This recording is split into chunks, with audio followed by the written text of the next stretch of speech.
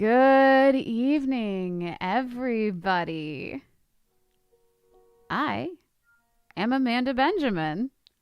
I'm Paul Carganilla, and we welcome you to the mystifying show in which we explore mysteries of the unknown. In this live stream and podcast, we'll tell tales of the paranormal and unsolved, while mixing in a little fun and live music as well. And in tonight, our 5th episode, we will explore the puzzling and cryptic topic of nautical mysteries. Welcome to the Magical Mystery Hour. If you're listening to the audio podcast of this episode, we invite you to find this show on our YouTube channel, the Vaudacity Network, where you can view any images or videos we share throughout these stories. And see our faces as well. And if you're already subscribed to the Vaudacity Network on YouTube, but it's a challenge to find the time to sit down and watch each episode, this live stream will be released as an audio podcast. So be sure to subscribe to the Magical Mystery Hour wherever you consume your podcasts. And thank you once again, everybody, for your patience as we get ready for this show. As we said last episode last month, like we do the show once a month. So every time we sit down to do it, it's like, Oh, let me check. Is this good? Is that good? And Amanda's going to be doing something super fun tonight that needed a little extra time. And I really thought, like, we've used this before. And so I was like, yeah, we just use the settings we usually use. And it was like, But thank you all for your patience. And thank you for being here. It's so good to see you in the chat. Emily, yes. Steve, Dari, looks like Kelsey, Kathy, Dave. Diana's here. Craig Jackman's behind the scene. Everybody give it up for Craig Jackman. Craig. We got Corey. Angelica's here as well. So good to see everybody, and so good to see you, Amanda. How are you? Good. It's been a long week. Yeah, you're doing like a show with your students, right? Yes, we did Seussical the musical. So we had a school performance. Okay, so on Tuesday we had our long dress rehearsal. Wednesday we had 2 performances, one during school, one after school, and today we had a school show and the evening show. Wow. and here's another show. I know. Just when you thought your plate couldn't get any more full. I know. I was telling my the drama teacher, because we work together on these shows, and so she's like, "Oh, do you want to go out afterwards?" And I was all like, "Yeah, no." As much as I'd love to have a moons over my hammy. Yeah, no, it's not. And stack some sugar packets at Denny's. Not happening. Got a thing to do. She's like, "Why did you schedule a show?" I was like, "We have to keep a schedule here." Do our best. And as always, if you're listening at home, what you're hearing is way different than what we're hearing. So if you have any, Paul's too quiet, as it's usually me being too quiet. But if there are balance issues, let us know. Help us out. What we do, as you probably know, is we record the audio of these episodes and we chop it up and edit it into an audio podcast. So it's very helpful if you have audio notes. Yeah, very, very helpful. You pass them along, and it'll help with the overall ultimate audio podcast in the end. Yeah. Speaking of audio podcasts, our 6th one just dropped. I'm so excited. And it was the mysterious death of Ray Rivera from True Crime episode, our 3rd episode of the live stream. It doesn't get any more confusing than when we're talking about the live streams and the audio podcasts. But yeah, it's a little tough.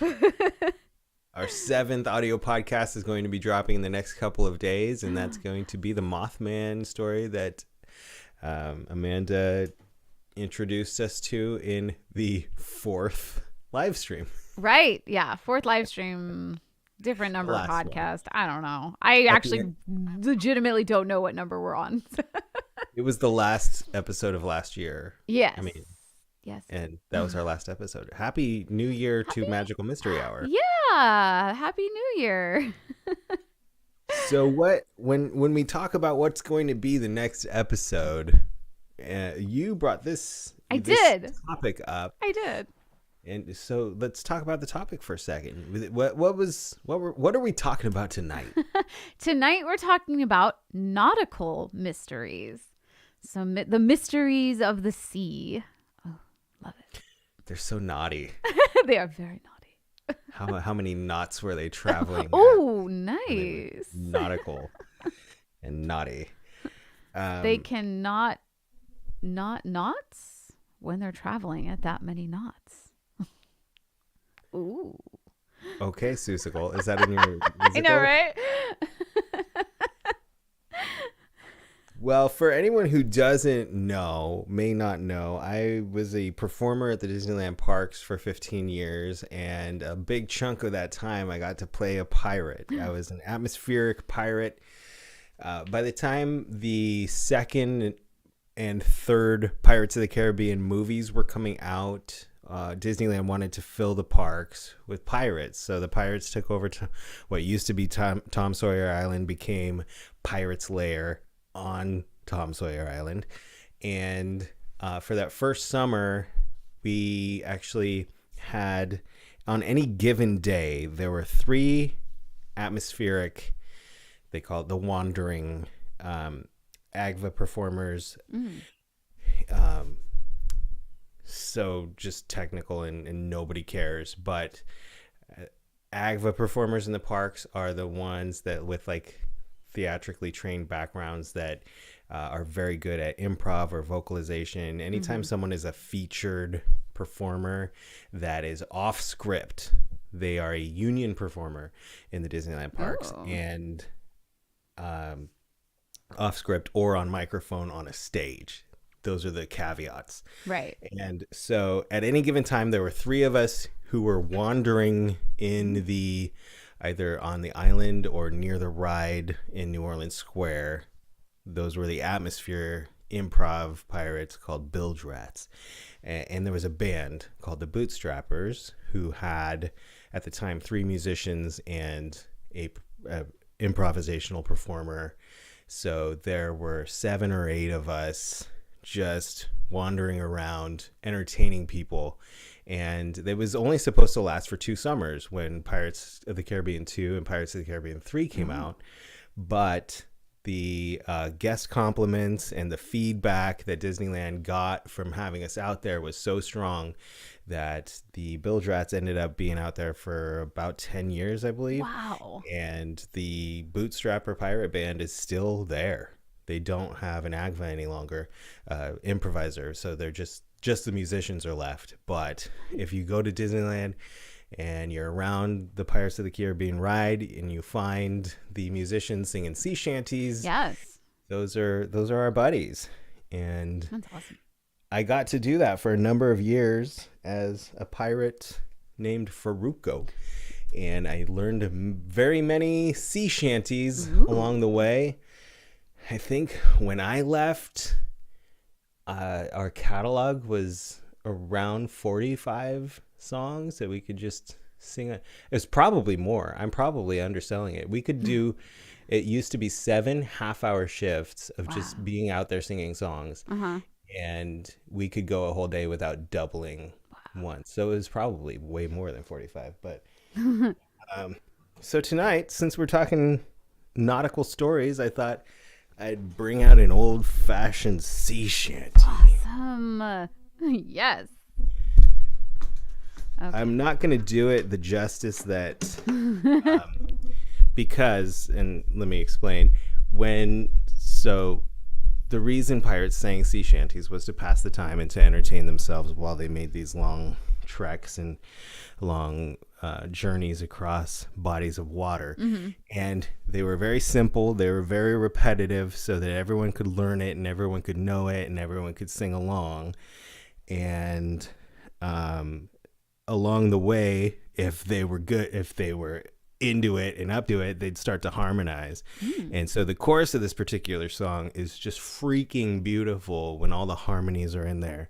And unfortunately, it's just me tonight. But do you know them? You can maybe do it for the podcast. I might. I was thinking about that. Yep, we were Great minds. Oh, yeah. And that's a reason to check out the podcast. So sometimes we add stuff to it. Like the last time when we did Criminal, we added, some more elements after the fact. We're like, ooh, let's change it up. That's right. So if you haven't heard the podcast version of Criminal that we put out there, go check it out. You should. And that's the episode that just came out. Yeah. Right? All right. Well, I will leave you to it. These songs often told stories, and so they were usually about leaving your loved ones behind or what you're looking forward to at the end of the particular journey that you are on. And this one is called Rolling Down to Old Maui.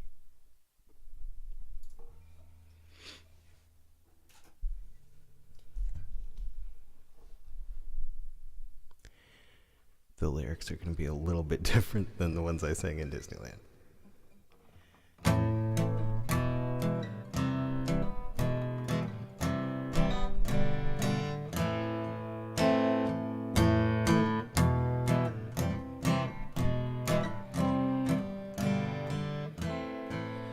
It's a damn tough life of toil and strife we whalermen undergo. And we don't even care when the gale is done how hard the winds did blow. For we're homeward bound from the Arctic ground with a good ship taut and free. And we won't give a damn when we drink our rum with the girls of old Maui. Rolling down to old Maui, me boys rolling down to old Maui. We're homeward bound from the Arctic ground, rolling down to old Maui. Once more we sail with a northerly gale through the ice and wind and rain. Them coconut fronds, them tropical lands we soon will see again. 6 hellish months have passed away on the cold Kamchatka Sea. But now we're bound from the Arctic ground, rolling down to old Maui. Rolling down to old Maui, me boys rolling down to old Maui. We're homeward bound from the Arctic ground, rolling down to old Maui. Once more we sail with a northerly gale towards our island home. Our mainmast sprung, our whaling done, we ain't got far to roam. Our stunsail booms is carried away, we're careful we the sound. A living gale is after us, thank God we're homeward bound. Rolling down to old Maui, me boys rolling down to old Maui. We're homeward bound from the Arctic ground, rolling down to old Maui. How soft the breeze of the island trees, now the ice is far astern. Them native maids, them tropical glades are awaiting our return. Even now their big brown eyes look out, hoping some fine day to see our baggy sails running for the gales, rolling down to old Maui. Rolling down to old Maui, me boys rolling down to old Maui. We're homeward bound from the Arctic ground, rolling down to old Maui. Rolling down to old Maui, me boys rolling down to old Maui. We're homeward bound from the Arctic ground, rolling down to old Maui.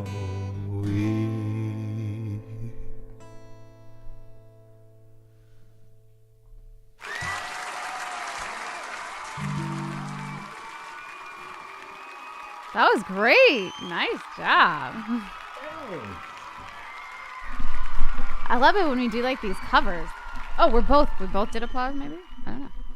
I was like, my applause isn't that long. I did not. It's probably producer Craig Jackman behind this. Ooh, Craig Jackman. It's fun to dust off some sea shanties, and yeah, maybe I'll bulk it up with some of those harmonies. Yeah, I think it'd be really good. But you know what? Without it, it really wasn't missing anything either. It was so personal, which is something I like when we cover a lot of these songs. Because it's different. Like when you have sea shanties and like a whole group, it's like, we're all friends and we're on a boat, you know? But this was like, I'm one guy and I'm looking out at the water, kind of, you know? Yeah, it was a different feel, but I liked it. Yeah. Well, thanks. Yeah. And now, as on the show, we mix music and stories. Yeah. That means it's time. Time for a story?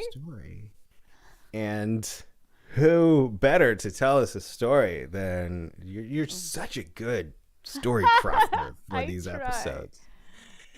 And people, regular watchers and listeners may notice a pattern where Amanda goes first. That's because when we put out the podcast, it's like Amanda's story, Paul's story, Amanda. But that means we get to start every episode out on the right foot with Amanda's stories. And oh boy, listen, I try. Well, since this whole theme was your idea, this was something that you really wanted to tell. Yeah, I did. Yeah, I really like this story. And just as a really quick aside, I don't know if you guys have noticed, but there we are. Oh, nice. Yeah, I figured like this is nautical, and I picked this up for my birthday. We went to the Titanic exhibit in LA. If you're listening to the podcast, Amanda has a White Star Line hoodie on. Yes. That's awesome. White Star Line, and there's a picture of the Titanic, and says Southampton to New York, the largest vessels in the world. That is perfect for tonight because my story is about the conspiracies around the Titanic sinking. Ooh. So.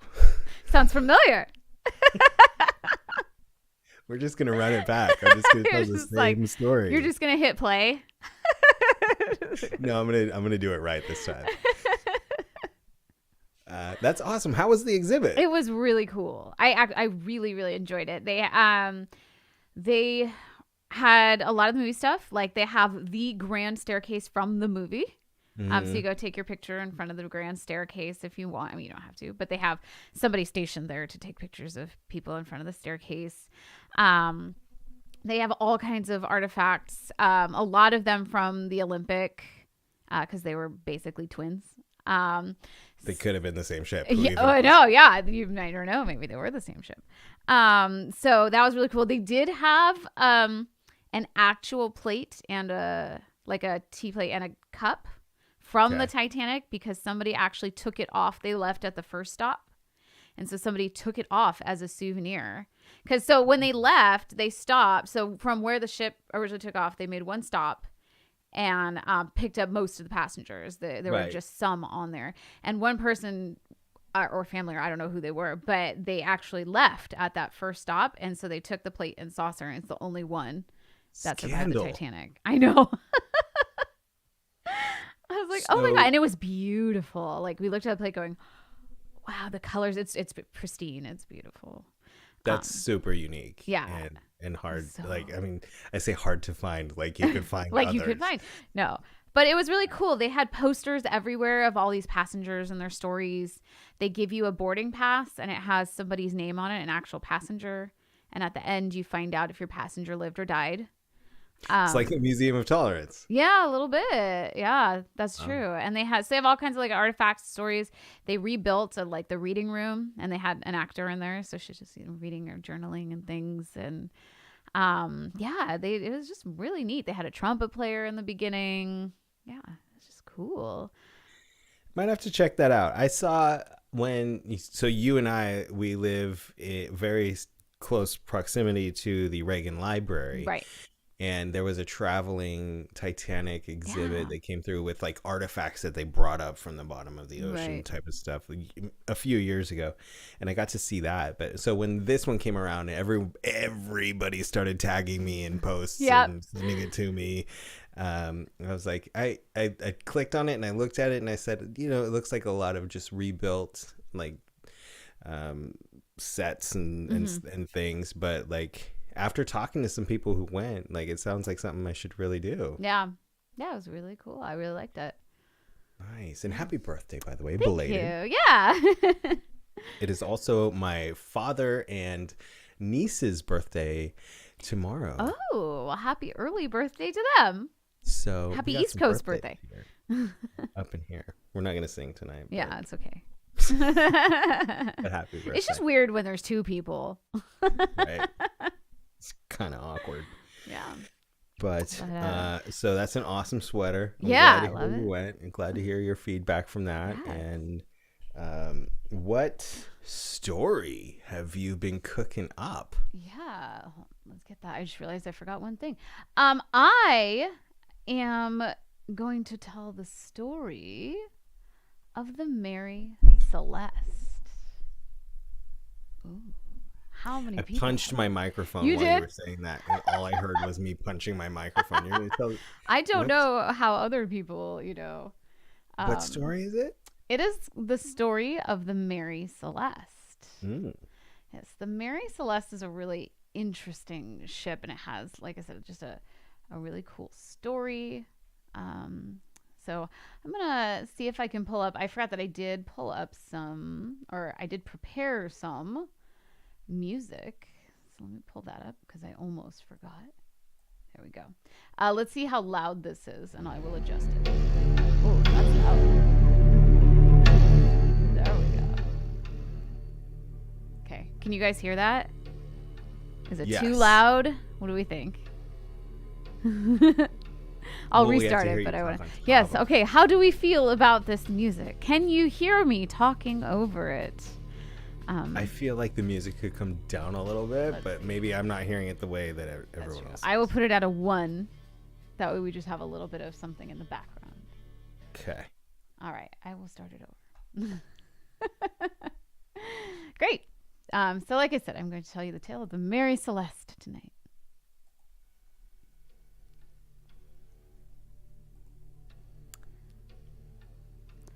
The Mary Celeste is a baffling saga with numerous twists and turns. Ultimately, we will ask the question, was the Mary Celeste a cursed ship? Was it doomed from its maiden voyage? Or were the ship and its crew simply victims of cruel fate? Let's set the scene. December 13th, 1872. It just so happened to be a Friday. Friday the 13th. The Mary Celeste arrived in Gibraltar about 10 days behind schedule. However, as the longshoremen peered through their looking glasses, they saw only a skeleton crew on the deck. The ship had departed New York with 10 occupants, 7 crew, the captain, his wife, and his young daughter. The few sailors were not the men who departed on the Mary Celeste. These were 3 crew members from the ship De Grazia that had arrived just a day before. So the rumors were true. The crew of the Mary Celeste had vanished from the pristine ship without a trace. The Mary Celeste had a volatile past, to say the least. Construction began in the city of Spencer's Island in Nova Scotia in the fall of 1860 and was the brainchild of Joshua Dewis. Dewis had been building smaller schooners in the Bay of Fundy, but wanted to expand his business and decided to move to Spencer's Island. Dewis shared the cost with 7 others, including maritime captain Robert McClellan, as well as brothers Jacob and Isaac Spencer. The ship was built mostly by hand, rather than with the more modern machinery of the time. They used tools such as saws and axes. It was constructed mostly without blueprints. Spencer's Island was a brand new seaport and just didn't have the luxury of established shipyards. Workers slept in the nearby house of another investor. William Henry Bigelow, and worked nearly constantly in this massive undertaking. By December 1860, the ship was fully framed, and it would be left for the winter in order for the wood to season and strengthen. The ship was finished in the spring, and it was finally ready for its maiden voyage. However, everyone was just so overjoyed at this completion. It was actually the very first ship to come out of Spencer's Island. It was just beautiful, and it was ready to make a name for itself. And boy, did it ever. And speaking of names, it needed to be christened. And it was dubbed the Amazon. Oh. Not what you were expecting, right? Nope, that's a hard right turn. And we'll get there. We'll get there, I promise. But the ship was likely named the Amazon because they promised overnight delivery for their Prime members. Of course. Just kidding. But really, in reality, it was named after the Amazon women of Greek myth. The Amazon women were warriors and hunters. They were superior to men in their physical size, strength, agility. They were archers, riders, and experts in combat. So it's kind of easy to see why Dewis would name the ship the Amazon. Wasn't Xena the warrior princess an Amazon? Oh. Was she named after? I don't know. What was the Gibraltar? I don't remember.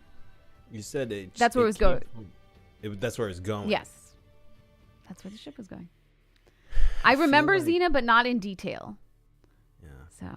So how big is the ship? You said there was 10 on it. Yeah, there were 10 people on the ship. Was it small enough to like sail down the Amazon? That's questionable. I don't actually know because I don't know the size of the beach. Okay. Sorry. No, it's fine. If anybody wants to look that up, it's called a brigantine ship is the kind. And so it's like kind of a standard ship size, at least to begin with. Producer Craig is on it. All right. Captain Robert McClellan, so one of those investors, was to command the ship on her maiden voyage. It would be a somewhat simple voyage, just picking up lumber in the nearby city of Five Islands and then transporting it across the Atlantic to the Thames River in England. McClellan, who was in his mid-30s, was newly married and had been feeling sick. He was convinced that the sea air was exactly what he needed. That was kind of a common thing back then. When a captain was sick, they wanted to go out on a voyage, the sea air would help. Sure. They arrived at the Bay of Fundy, picked up the lumber in Five Islands, and began the journey out of the bay and into the open waters. However, before they reached the edge of the bay, McClellan's condition worsened, and the Amazon immediately turned around and redocked. McClellan was rushed up to Spicer's house, Jacob Spicer's house, and he died there mere hours later. His body was returned to the Amazon, and course was set to his hometown of Economy. As the ship pulled into port, his new bride ran to the docks to find out why her husband's ship had returned so early. It was a devastating scene as the young woman realized that she was now a widow. Yeah. That's a bad day. Yeah, that's not a good start. Yeah. So after that, Jack Parker took command of the ship to complete the lumber delivery to London via the Thames. As they were leaving port, the Amazon became ensnared in fishing wire and was so damaged that it required a delay of several days just for repairs. So, a lot of delays on this first ship. Really quick, I see that producer Craig has a picture of a brigantine ship. So go ahead and show us that picture. I'll see if I can do a half. Oh, okay. Let me get the right here. So this looks like last year I had the pleasure of going to Boston for the first time in my life. This reminds me of the ships that were in the Boston Tea Party, involved in that. So this seems like a common, probably crossing the ocean type of vessel. Yeah. Transatlantic, as they say. Mm-hmm. So. I got terms. I did research. I got some terms. Yes. That appears like a common transatlantic vessel for trade, for barter. So after finally the repairs were done, it actually was a pretty smooth ride to their destination. And while they're there, they picked up some more lumber, and this time they were going to Portugal. As they sailed out of the Thames and into the Strait of Dover, the Amazon collided with another ship and promptly began sinking. This sounds like the Olympic. Yeah, this is not a good start to its life. Now, she did manage to stay afloat, but she needed more repairs before they could continue. Yikes.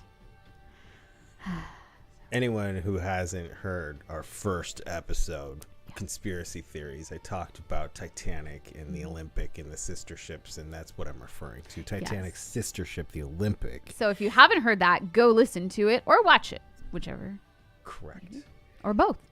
Yeah, this Amazon is not off to a very good start. It is not. It's not a prime start. Nope. So after this rough start, the Amazon had a pretty uneventful life for years. It was under the command of Captain William Thompson. Now, in 1867, things started to change. Thompson picked up a shipment of corn in Baltimore, Maryland, and delivered it to Nova Scotia. While docked on the Halifax waterfront, the owners sent a message instructing Thompson to wait there and that he would be relieved of duty by the replacement captain they had just hired. That is bad management.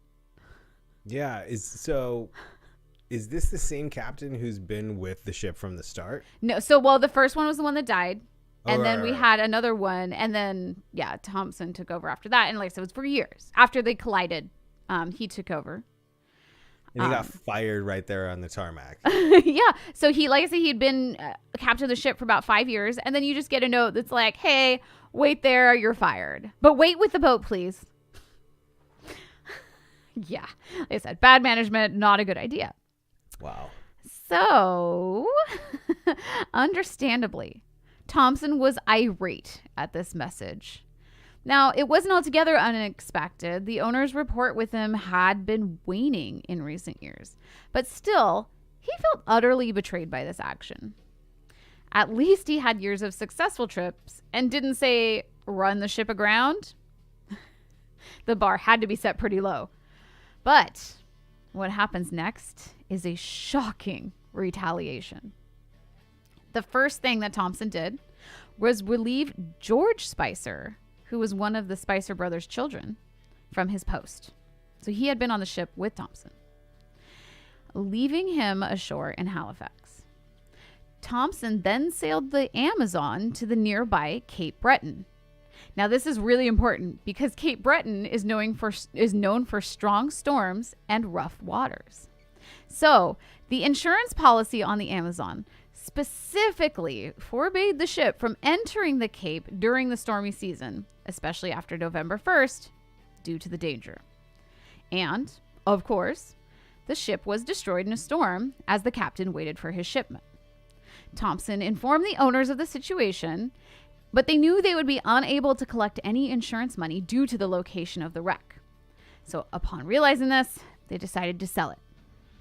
Now, here's where things get a little sticky. The ship was sold very quickly to a man named Alexander Bean, who promptly re-registered it to Sydney, Nova Scotia. Why is this important, you might ask? Under Nova Scotia law, a ship can't be re-registered unless it's seaworthy. But there wouldn't have been enough time between the sale of the ship and the re-registration for rebuilding the ship to happen. Not only that, the ship was almost immediately resold and re-registered again. So this begs the question, was the ship ever destroyed? That was what I've been wanting to ask. Right. So it was destroyed in a storm and then immediately sold twice. Mm-hmm.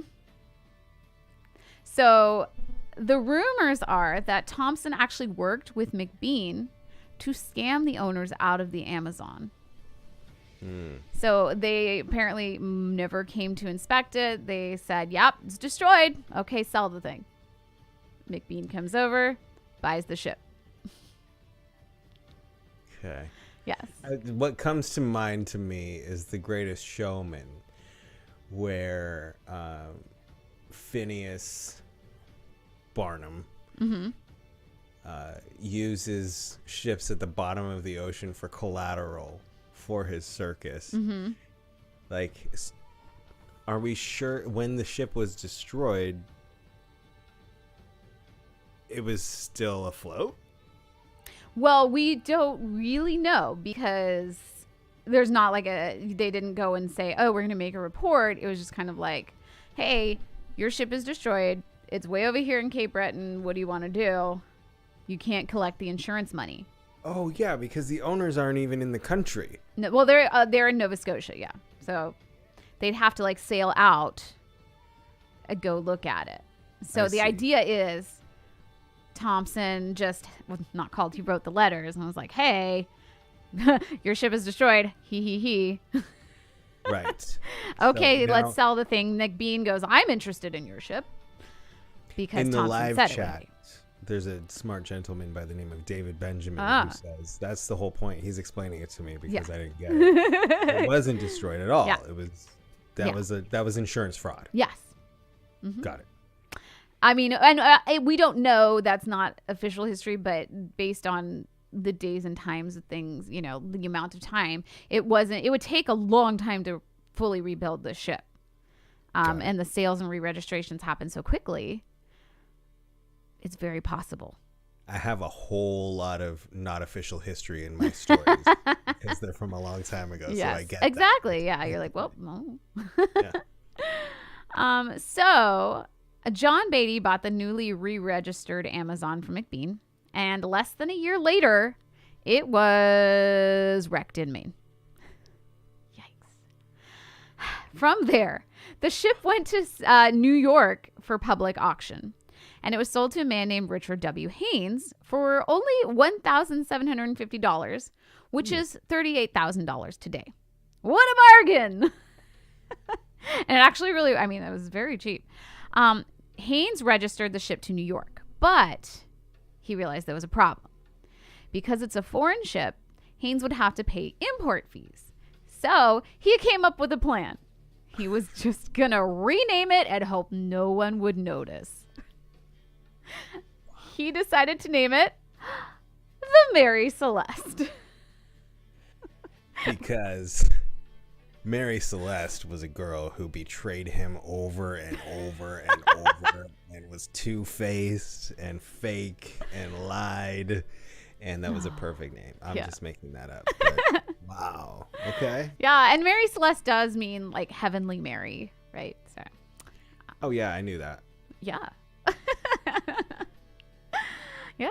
So, we finally made it to the name of the ship. And it's ironic. Yeah. Oh, completely. So heavenly. Isn't it ironic? I do think, yes. So Haynes claimed that he'd spent more than twice the amount he bought the ship for in repairs. And he was just losing money constantly. So once again, the ship went up for sale. This time, it was bought by a man named James Winchester. And soon after, a deputy surveyor approached Winchester and confronted him with the truth about Haynes's fraudulent registration. And he offered him a deal. If Winchester paid this man in cash immediately, he wouldn't pursue the matter any further. And that is, y'all can say it with me if you know, blackmail. Yeah. So Winchester, of course, refused this. And the case went to court. Winchester won, and he would continue on with the Mary Celeste. However, it became evident that Haynes was even more underhanded. He had not fixed the Mary Celeste as he had claimed. Oh. And the boat needed $11,500 in repairs, which is about $250,000 today. Yikes. A little bit different from the $30,000. Yeah. So the ship was basically rebuilt, and it was also improved. And I do have this picture. It's a painting of what the Mary Celeste actually looked like after the rebuild. So that's what it looked like. Very similar to the real one you saw. Like I said, this is a painting of it. But yeah, so this is the newly repaired ship, ready to go for its new maiden voyage. No bad juju at all. Just so fresh and so clean. Yes. Oh my goodness. So in order to prepare in order to fund the repairs, Winchester sold shares of the ship, which was pretty common.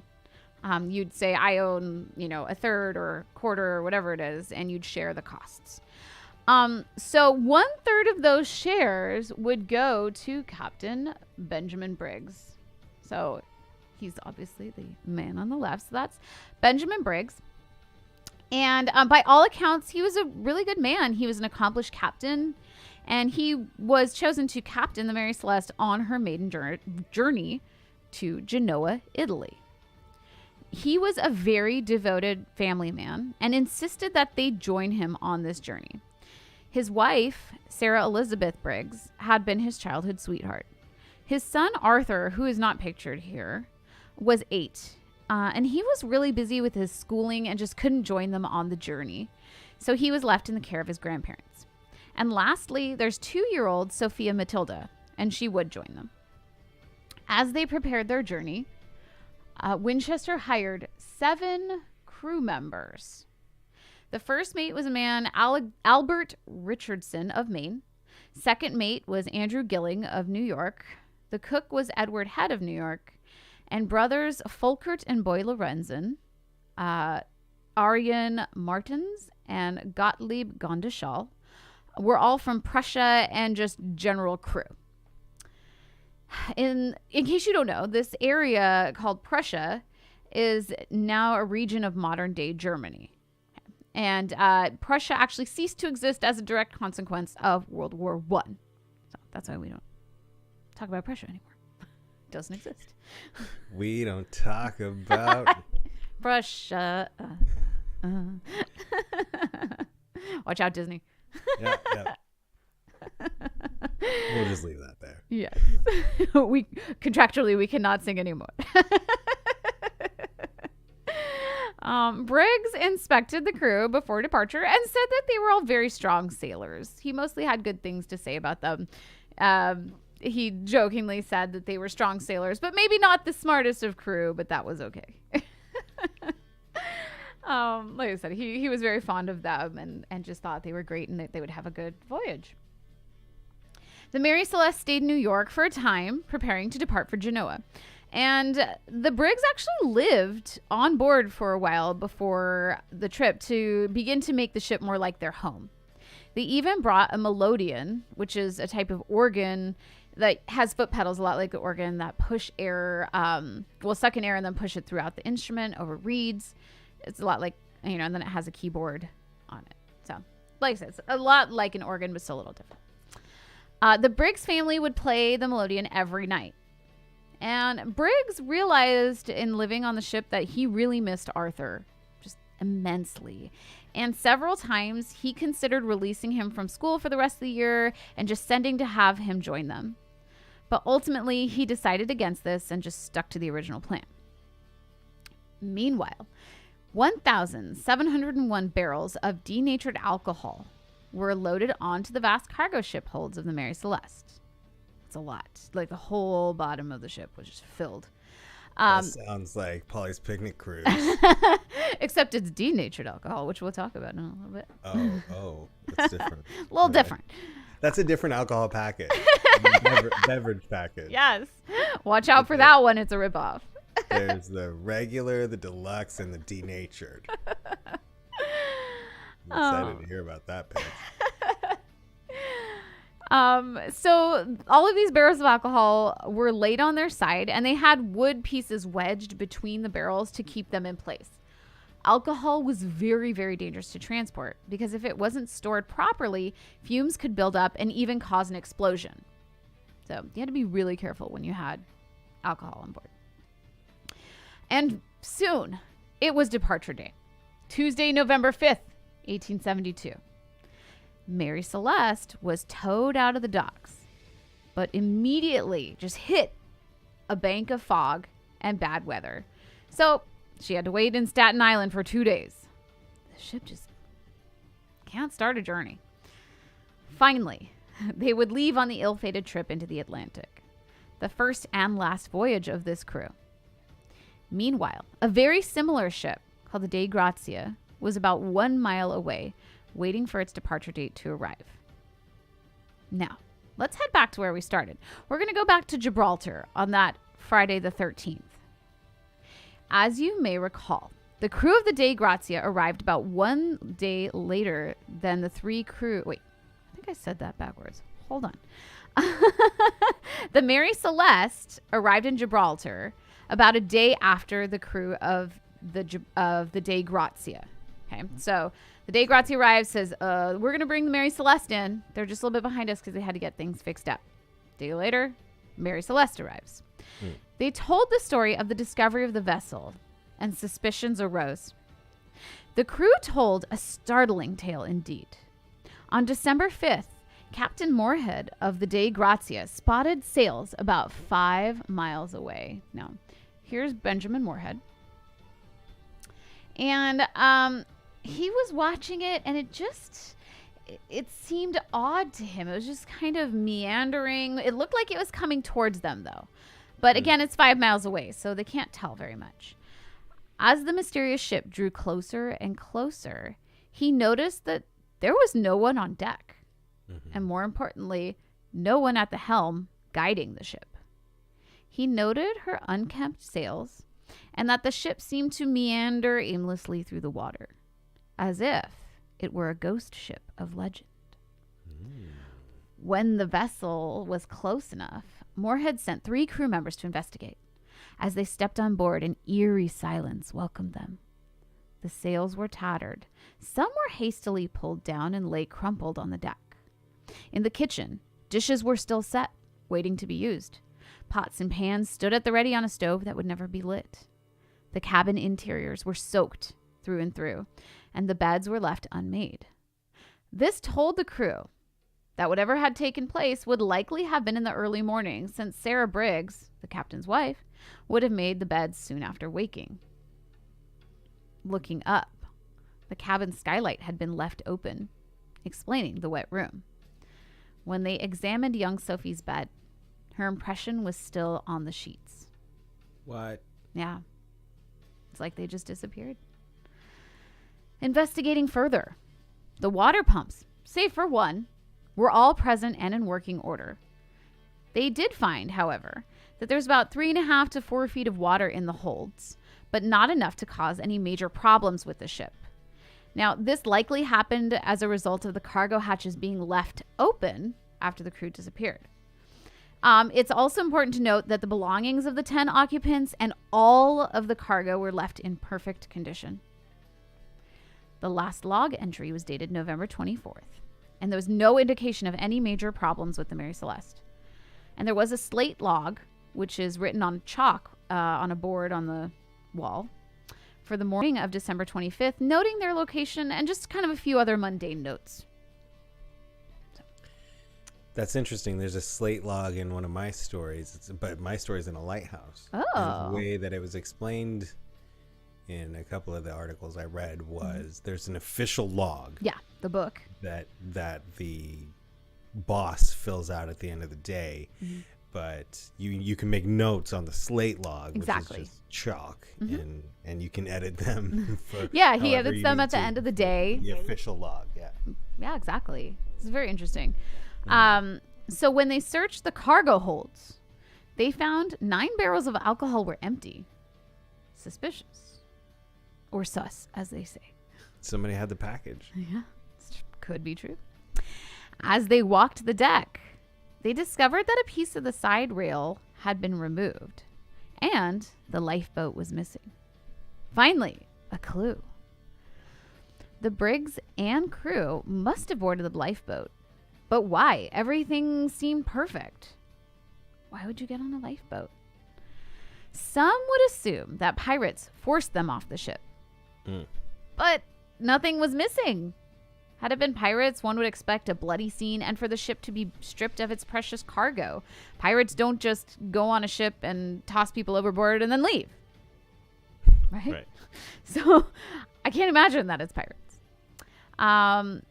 The crew started to suspect that the water they found from the ship came in right after it was abandoned. We talked about the open hatches. And so they couldn't imagine that Briggs thought the ship was sinking. Right?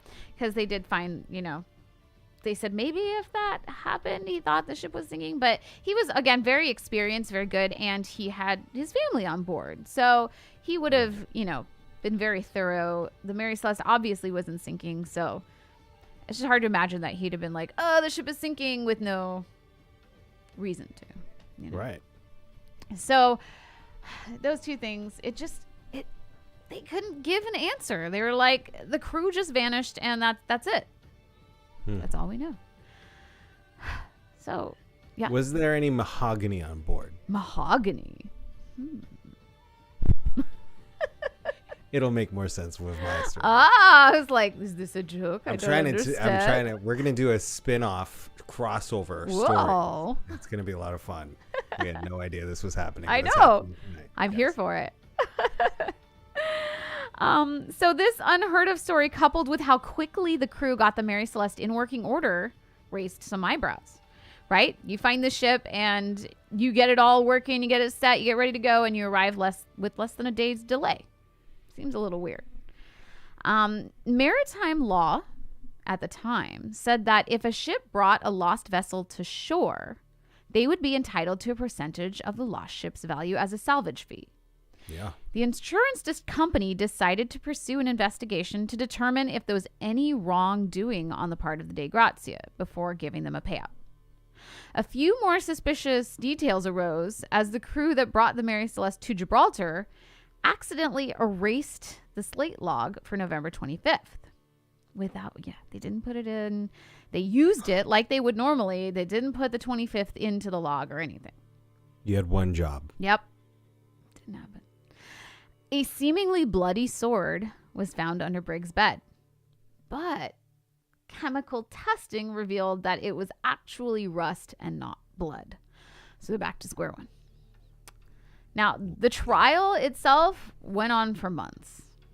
Rumors began to fly. There were whispers that the Mary Celeste had held its true course, steered by a phantom helmsman. Clearly, the ship was haunted or cursed, perhaps by the ghost of the poor Captain McClellan, with his original mission unfulfilled. He had driven the crew out in order to take control and complete his trip to London. Another rumor is that the ship was attacked by a giant sea monster.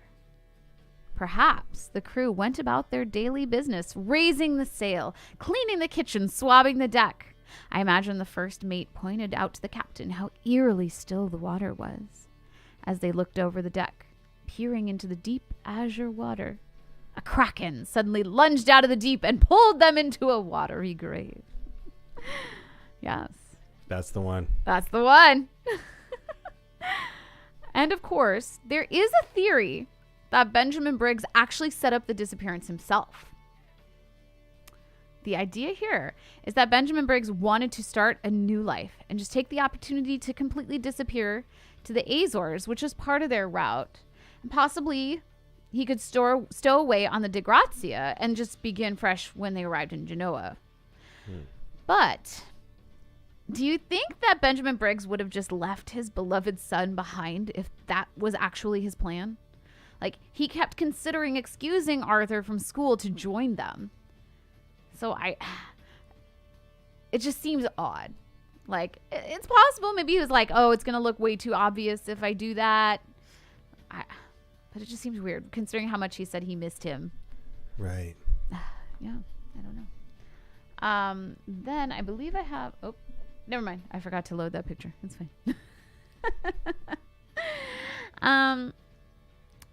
Sir Arthur Conan Doyle, the author of a little series that you might have heard about. This series called Sherlock Holmes. He posited his own fantasy in a short story. It was titled J. Habakkuk Jeffson's statement. His story involves the murder of the captain and crew by a last-minute crew replacement and deals with the topic of slavery. His writing was so brilliant and realistic, he wrote it in a style of a journal, that many reporters actually mistook it for the truth and published articles using the information from the story. So rumors flew about a rogue crewman or a stowaway on the ship. There's another where there's sometimes one, sometimes three, sometimes all 9 of those empty barrels actually held stowaways who waited and then got out of the barrels and then murdered the crew. So, yeah. That's fun. Yeah. Another interesting theory is that the crew was experiencing cabin fever during the trip. Completely understandable.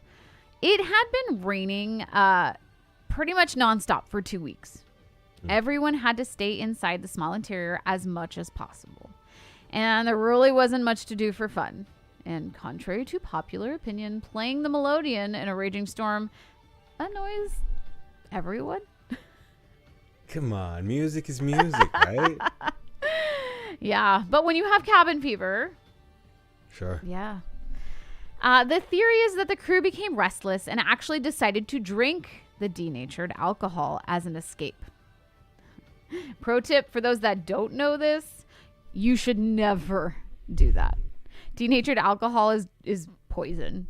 It's really not potable. Easily, you will just go blind drinking it. Other things can happen too, but that's pretty common. You drink too much and you'll go blind. And of course, alcohol poisoning, all this other, there's a lot that can happen when you try that. But why is the denatured alcohol gone?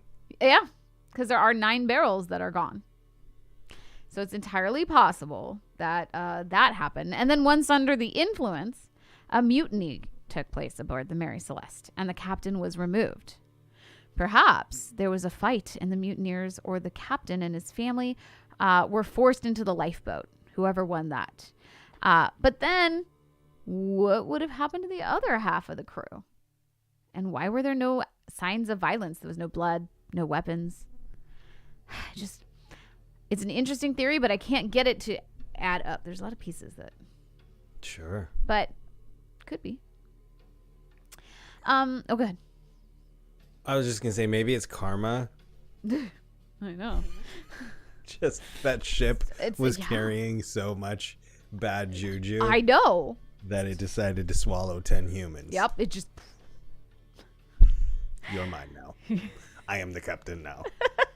The ship can captain itself. Mary Celeste was tired of people ruining it. It was like, nah, we're done. You are mine. However, a very important story arose that pointed the finger of blame at the crew of the Dei Grazia itself. Had the crew stalked the Mary Celeste, waiting for just the right moment to strike? Once aboard the ship, they could have slaughtered everyone, cleaned up the ship, then sailed it back to Gibraltar for the salvage money. Now, this isn't entirely unheard of. Obviously, again, there's pirates, different things, so it could have happened. Yeah. And further, James Winchester, who is one of the owners of the Mary Celeste, was implicated in this plot.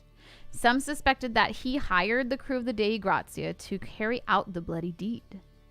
It was even speculated that some of the crew of the Mary Celeste were in on the plot. After all, the Mary Celeste was no stranger to insurance fraud. Or, running around, all kinds of things. There is one major problem here, though. The Dei Grazia left a week behind the Mary Celeste. Not only that, it was actually a slower ship. So there's no way for the Dei Grazia to just catch up with the Mary Celeste. The Mary Celeste would have had to have slowed down intentionally or inexplicably, had a problem, which weren't in any of the logs. So it's... But that would make sense if some of the crew members were in on it. Yeah, they could have. If you go with that route, then you say, oh, maybe the crew came up with a problem or caused a problem. Said, we need to stop here. Log it. Yeah, exactly. Because if they knew what was going to happen, then they would, take that, Yeah. So it's possible for sure. It's Little hard to justify. I'll do a few loops. But it could have happened, absolutely. Now, with the realization and the trials and the investigations, the realizations that the crew couldn't really have caught up and murdered the Mary Celeste, at least not without a lot going on in the background that they couldn't prove, like we were just saying. They decided they were cleared of any wrongdoing and gave them their salvage money. But, interestingly, they were granted a smaller than average salvage, indicating that they still had their suspicions about the crew, but no proof. So they probably came up with an idea pretty similar to what we just had. But you can't prove it, so. Yeah. Now, with all of these theories in our mind, let's go back one more time and explore what little we know about the final days of the Mary Celeste and the likely cause of their disappearance.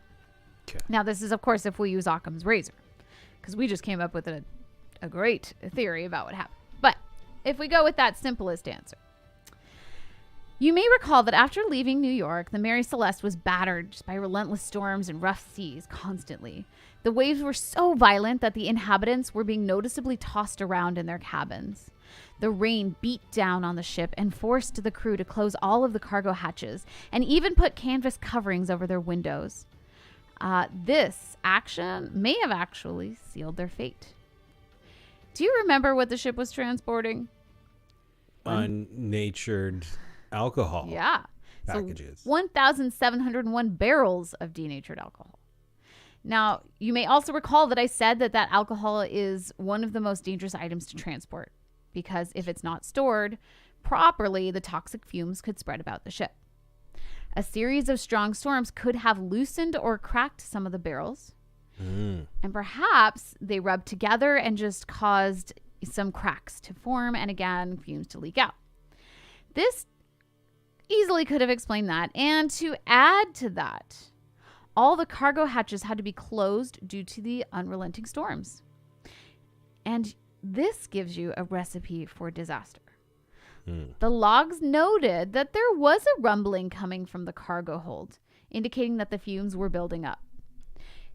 When fumes are stuck inside a cargo hold, they actually push and expand the ship, right? Because they have nowhere to go. So they actually make the wood stretch. In this case, it can cause a groaning sound that you'll hear everywhere as the wood adjusts to this new pressure. On November 25th, there was actually a break in the storm, and the crew would have definitely taken advantage of this weather to finally air out those fumes that had been building up for 2 weeks. There would have been a tremendous groaning that would just reverberate throughout the whole ship. This alone probably wasn't enough to convince Briggs to actually abandon ship. But if the alcohol fumes began to fill the ship, it could have caused symptoms such as headache, dizziness, nausea, even dread in an adult. So imagine how it might have affected poor 2-year-old Sophie. Yeah. On top of this, it's possible for the fumes to cause an explosion on board ship if an unlucky crewman decided to light something, make a spark in the wrong place at the wrong time. Briggs's love and devotion for his family, as well as seeing the suffering of his crew, may have been enough to order everyone into the lifeboat. What I haven't mentioned yet is that there was a 300-foot rope that was found attached to the ship with a frayed end just floating behind it in the ocean. Oh. So we knew that the lifeboat was missing. We know that there's a rope. Yeah. So I think that Captain Briggs had the crew enter the lifeboat as quickly as they could. They left behind all their belongings and even leaving most of the ship's sails up in order to just let the fumes dissipate for the ship. And he probably anticipated they'd be on the lifeboat like maybe an hour, could be 2 at most if it, wasn't moving as quickly. But, right, we're just going to get on and off. Don't bother bringing anything. We want to get off before anything bad happens, before I get too sick, just in case we don't want to cause an explosion. Let's just go. So they tied the lifeboat to the ship. That way they would stay tethered and have an easier time pulling themselves back to the ship once they were ready. At this point, the seas were calm. The storm had passed. It would have seemed pretty safe to leave the ship, and it would just basically kind of drift on its own, and they would be tied and go with it. Now, archival weather reports do show that sometime on the morning of the 25th, a strong storm arose suddenly and brought with it heavy winds. Remember, the crew didn't take down the sails. Right. So most likely, the Mary Celeste caught the wind and traveled through the waters at top speed. The lifeboat, still attached, was not made to travel at that speed. So if the crew stayed connected to the Mary Celeste, the lifeboat would have been torn apart and they would have drowned. If they cut themselves loose, they would have been stuck 6 miles from the Azores, which are the closest island, and the wind was just pushing them away from the shore. It was a desperate situation, and given the frayed rope line, it seems like they might have cut themselves loose and just hoped for the best. And of course, the end of that crew's story is really up to you. Did they perish at sea? Did they make it to the Azores and start a new life there? Were they swallowed by the Kraken? What do you guys think? It's, there's no strong evidence for anyone. The one that I said is like the most logical. There's even, I didn't go into it. There's even, honestly, people go, there's just no more evidence. Obviously, it was aliens. Clearly. So, we don't know what happened to them. But shape-shifting water creatures. Yeah. I've heard about in my story. Yeah. Some people say sea quakes, water spouts. Mermaids. Yeah. Sirens luring them into the ocean. Now, I know that this sounds like the end of the story, but this is just as much about the Mary Celeste as it is the disappearance of the crew. And her story isn't over just yet. After the investigation, Winchester decided to sell the vessel. But he had a really hard time doing this, right? Everybody knew the history now. It was famous. Nobody wanted it. It was cursed. It was haunted. Nope, not touching that. Finally, he was able to sell it at a loss to a company called Cartwright and Harrison. They sailed it for another 5 years, but in 1879, the Mary Celeste carried a shipment of horses to Africa, and unfortunately, most of them became ill. Very, very few survived the trip. Also in 1879, during a trip around St. Helena, which is a tropical British territory in the South Atlantic, the captain fell ill and they were forced to dock. They brought him to shore and he died a few hours later. Does that sound familiar? What? That's wild. After this, the Mary Celeste was sold yet again, this time to Wesley Gove. And after 4 years of losing money, Gove and his captain hatched a plan for, wait for it, insurance fraud. What? They decided to intentionally wreck the ship. They overinsured its cargo. They took out a policy for $25,000, which is about $760,000 today. But the ship was, in fact, just carrying some worthless items and spoiled liquor. The captain, whose name just happened to be Parker, the same as the first captain to actually complete a voyage and then crash the ship after. Weird. Parker actually informed the crew of the plot. Now, the crew weren't getting a cut, but most of them just believed that the Mary Celeste was evil and needed to be destroyed. So they were like, yeah, let's do it. I'm in. I'm all about this. Yeah. They're like, evil ship? Yeah, let's crash that thing. Yeah. Now, the plan was to run the ship into the rocky cliffs of the Turks Island, but the first mate knew that these cliffs were really dangerous, and he insisted that if we crash here, we're all going to die. So they had a lot of fights about it, and finally Captain Parker agreed to use a nearby reef instead. Whew. He told the crew that they could take any alcohol they wanted. Now, there's no mention of if there was any unspoiled alcohol on this ship. Right. But he's like, Is it yeah, all unnatured? Maybe it's all unnatured. He's like, just take it. And then they packed up before the crash and abandoned ship. One sad thing about this crash, though. Uh-oh. Parker actually left the logbook on the Mary Celeste, and it was forever lost to the sea. We don't have the actual notes from the doomed crew. What we know are from readings and transcriptions from that inquiry, so there is a record of it. But the book itself is just gone. And how sad and fitting is it that the crew's final words and testaments are in the ocean forever? Yeah. Well, let's get back to that insurance scheme because we're still not done. The insurance company was in fold. They took 2 boats out to the wreck and investigated the ship, and they found that there was no real cargo and the alcohol on the ship was spoiled. It was worthless. The owners were actually forced to return the insurance money to avoid jail time, as well as charges of intentionally wrecking their own ship. Can you guess what the penalty is for wrecking your own ship? No. It's death. Is it really? Yeah. You crash your own ship intentionally, they execute you. Yikes. Wow. Yeah. Now, it does kind of make sense because at first I was like, wow, that seems pretty extreme. But when you start thinking about it, in order to intentionally wreck your ship, you actually put your entire crew people in danger. And even if they survive, you still put them in the situation that they might have died.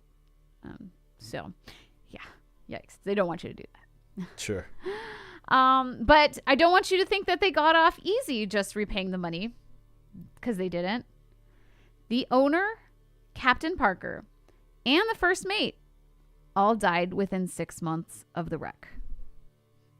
Not only that, but the 2 ships that were taken out to investigate the Mary Celeste, these were brand new ships. They hadn't been on their maiden voyage. Nothing.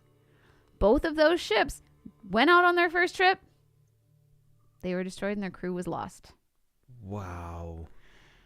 Now, I don't really believe in curses. Usually, it's just bad luck. It's statistically likely that it's going to happen. We're often so focused on our own misfortunes that it seems like that bad luck haunts us more often than others. After all, it is easier to remember the things that thwarted our intentions rather than our successes. But after researching this story, I don't know. It sure seems like a whole lot of bad luck to befall one ship. But as I said in the beginning, I'm going to ask you, was the Mary Celeste cursed? Was it haunted by Captain McClellan, who died at just 35 years with so much left to accomplish? Or was it just an unlucky circumstance? And this will forever remain a magical mystery. Amanda Benjamin.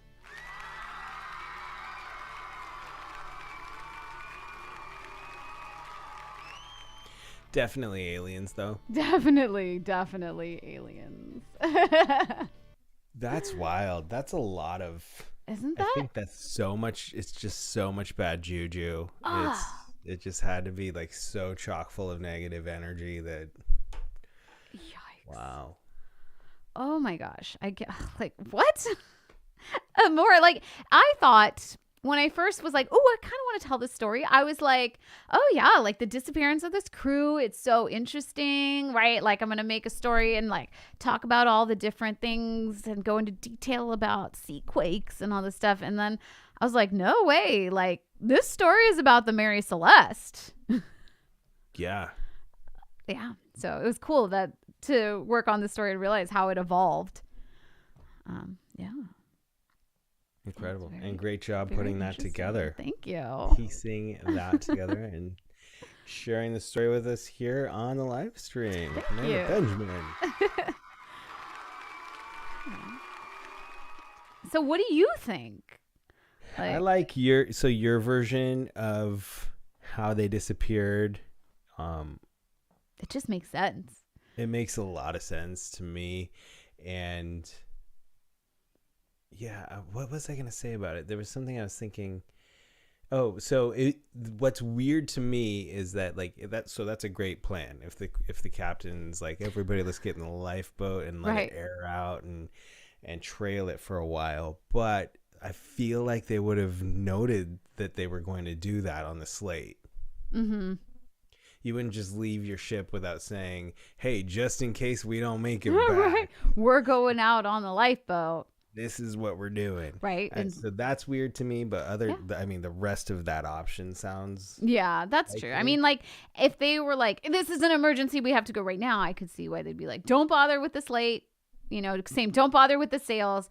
I kind of wonder if some of them were hastily taken down. Like they were just like crumpled on the floor, on the deck. So I kind of wonder if somebody was trying to take them down and then somebody was like, no, we're leaving right now. Get on the boat. From what I've been reading over the past couple of weeks when researching my stories is just like how important that logbook is. So important. And it never occurred to me before. I never understood it before. But so that was the first thing I thought is like, if you're going to try something risky, you're going to want to write it down. At least on the chalk slate. Don't forget that chalk slate was erased. They did mention, like, they said, oh, yeah, there was nothing on there about leaving on the lifeboat. But it wasn't preserved, so we don't know. But, and, I was saying as I was researching this, I was like, if I was the captain and I believed that the boat wasn't imminently going to sink or explode, I would have left 2 crew members on board, right? Yeah. Like, just in case something went, like, it doesn't make sense to me, like, why they all just left the sails up. Like the theory that I said, it does make the most sense. Yeah. But it seems like that's not a dire emergency. And I feel like, now I've never been on a ship that has fumes from denatured alcohol, but I feel like if you had somebody on deck, there should be enough air to get you, some fresh air, but maybe not. Maybe it's just, I don't know. But I wish they had just left a couple people on board. I've been on a cruise ship. I've never been on a brigantine. Me neither. So I don't know how stuffy and just not ventilated it is down there. Yeah. But I do feel like if you're going full sail and you open up the hatches, like it could air out pretty quick. But again, I have no idea. Yeah. Let's say if they expected to be on there half an hour, maybe 2, I feel like somebody could survive. Like, again, they said that the fumes would make you feel sick. But I'm sure, again, with enough, you probably would suffocate with the fumes. But I imagine, again, with all the sea air on the decks, you'd probably just feel sick. So again, just leave somebody on the boat. Yeah, that's a great point. It's just to at least hold on to the wheel. Yeah, and again, if the ship catches those sails, the wind catches the sails, you can start to take them down. I don't know. Why not? The answer has to be aliens. Yep. Aliens. Clearly. I'm sure Dari, look, Dari. She's going to bed. But Dari always says aliens. She's had her aliens for the night. Yeah. All right. Great story. Thank you for sharing that with us. Yeah, love that story. And we are going to jump in. I've got a few shorter stories to share, but before I do that, we're going to take a quick couple of minutes, and producer Craig's going to hop on and talk to y'all about what's coming up real soon here on the network. Craig. Wow, what great stories.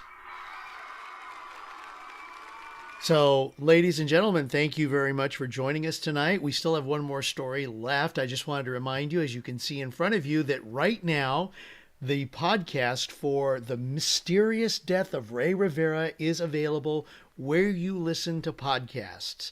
So, obviously, you want to go to wherever it is that you listen and listen to it if you have not already. Coming up within a few more days is episode 7, The Mothman. So that's coming up here on the Magical Mystery Hour podcast. Just a reminder, for those of you watching, if you'd like, you can. We don't require that you anything of you other than your ears and your support. We thank you so much just for being here. But if you'd like to support us a little more, each of our Amanda and Paul all have their individual cast Venmo jars available. Here you see their tip jars, and please go ahead and donate. We really appreciate your support. Whether you donate or not, doesn't matter. You're here, you're watching, you're listening. Thank you so much for being a part of our network and being part of the Magical Mystery Hour. Coming up on the Vaudacity Network this coming Tuesday, starting at 8 p.m. Pacific, Gaming with Dari, episode number 13. So get ready to put on your gaming hats and have a little fun. Should be a fun night this coming Tuesday, starting at 8 p.m. Followed by Wednesday next week, Amanda on Demand. I don't know what the show is going to be, but just so that you know, what you see in front of you, AmandaOnDemand.com. That's where you will find a special button that you can make your requests for Amanda, because Amanda sings your requests live. Watch for announcements on what her theme will be, and join us for Amanda on Demand Wednesday at 8 p.m. on February 1st. And of course, 1 week from tonight, Hunter Ackerman joins us with Lovecast 134 live acoustic originals and covers. Had a great show tonight, and he's going to have another great show next week, starting at 8 p.m. Pacific. That's Thursday, February 2nd. And of course, coming up, for those of you who like to cruise, of course, we are talking about nautical mysteries, but we're going to have nautical fun on the Polly's Picnic Cruise 2023, coming Friday, March 31st through April 3rd. That's a Monday. Music and comedy on a boat, featuring the likes of Paul Carganilla, Dan Franklin, Stephanie Renee Wall, Hunter Ackerman, and Mike and Nicole Pierce. And who knows, maybe some more. Please go ahead and contact Anna Gianavola or Dari Mills, or Christine Beelan if you'd like more details about the cruise. It is, I believe there are still some cabins left, so check it out. And that is our promos for this evening. Let's get back to more of the Magical Mystery Hour and Paul and Amanda with our second set of stories. Thank you guys so much. What a great show tonight. Thank you, Craig Jackman. Thanks, Craig. While we're still talking about promos, Craig, why don't you tell us what you're working on? There's still 2 more weeks left on it, right? Oh, yeah. Oh, thank you very much. Yes, I'm sorry, I don't have a slide for it right now. Let's see. There we are. Actually, give me a quick second. He's got Craig's some. always at the ready. Yes. There's a show I'm doing. I am one of the leads. It's called The Jutalian. And it is playing at the Chino Community Theater now through February 4th. Tickets are $18 for general admission and $15 for students and seniors. It's a nice little theater, and this is the world premiere. It was written by a couple of friends of mine who are part of the Inland Empire theater community. Ooh, that's really cool. And I'm sorry? I said, that's really cool. It is. And it's a fun play. It's a rib-tickling journey of life. The Jutalian actually is the name. It's kind of a combined name. One of the friends, it's a story of friendship through the life. One friend is Jewish, the other is Italian, and how their lives come together. So it's a really cool story. I am really lucky to be a part of this, and it goes through November 4th, Friday nights, Saturday nights at 8 p.m. And that's it, because this Sunday is sold out. Wow. Nice. Wow. So thank you for allowing me the honor of sharing that with you. Yeah, it's exciting. Absolutely. And congratulations on the show. Thank you very, very much. Sure. Yeah. Craig Jackman, y'all. Craig Jackman. All right. Well, I am going to throw a trio of shortish stories at you from the Bermuda Triangle. Then I'm going to tell you about a mysterious lighthouse situation. Ooh. But before we jump into my stories, Amanda Benjamin owes us a song. I do. This is always the part where I'm like, I don't know why. Like I don't do my own show where I sing songs. I don't know. Performing live music. It's exciting. Yeah. That's why we love to do it. I know why I'm a little more nervous tonight. Why is that? Well, okay. So first of all, I was trying to think of a song, and I kept coming up with songs and being like, I'm not enthused about it. It's not working out. And I told you how busy this week was, and Monday came along and Tuesday came along. I was like, I still haven't found the song. Yeah. So I think yesterday I was like, oh, obviously I should do this song. It's going to make a lot of sense. I decided to do Styx, Come Sail Away. Yes. When you hear even the words, because some of the stuff we're talking about, you'd be like, oh, what? That was an obvious choice. Yeah. So, and I decided, well, I picked up my guitar and I was like, okay, let me look at this. And like, that's not a good chord. Okay, let me transpose. That's not a good chord. Oh, no. Guys, I'm still like a beginner intermediate here. Let's try a different key. Nope. That has a weird flat minor. Nope. And so I went through all the keys and was like, well, none of those worked. I know that feeling. So I decided for some reason, I'll try it on piano tonight and see what happens. I haven't really had a chance to practice this, so, forgive me for some of these notes. We're excited. Yeah. So, so I'm going to head downstairs. I have another camera set up. I won't be able to hear Paul and Craig, so I'm going to switch it to the cam there. I'll give you a little wave and I'll send it back to Paul while I walk back up. What could go wrong? So wait, do you need me to just like turn my camera off, or like what do you need me to do? You don't even need to turn your camera off as long as I can't hear. As long as you are muted on Zoom, that's fine. Okay. Yeah, because I'm going to go away from you. You will not be on screen. Okay. Yeah. Got it. Yeah, it's going to be fully me. All right. So you don't have to turn off lights as long as you mute yourself. You're good. So with that, I will see you downstairs in a second. Very excited. Downstairs in a second, ladies and gentlemen, is Amanda Benjamin on the piano performing live Come Sail Away by Styx. I think I'm supposed to turn my camera off. I don't remember.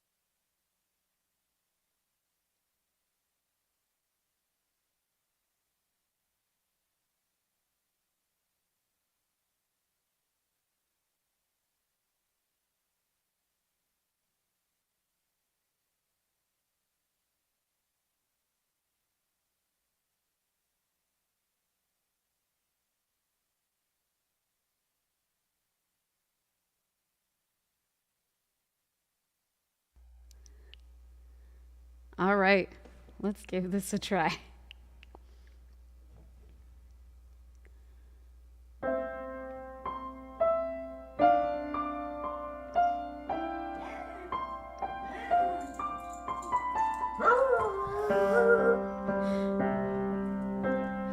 I'm sailing away, set an open course for the verge sea. 'Cause I've got to be free. Free to live the life that's ahead of me. On board I'm a captain, so climb aboard. We'll search for tomorrow on every shore, and I'll try, oh Lord, I'll try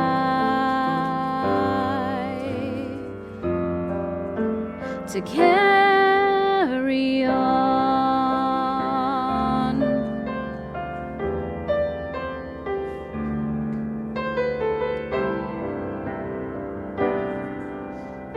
I look to the sea.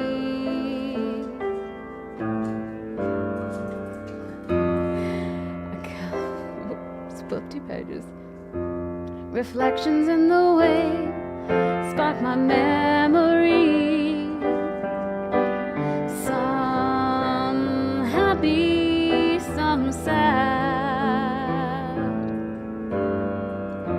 I think of childhood friends and the dreams we had.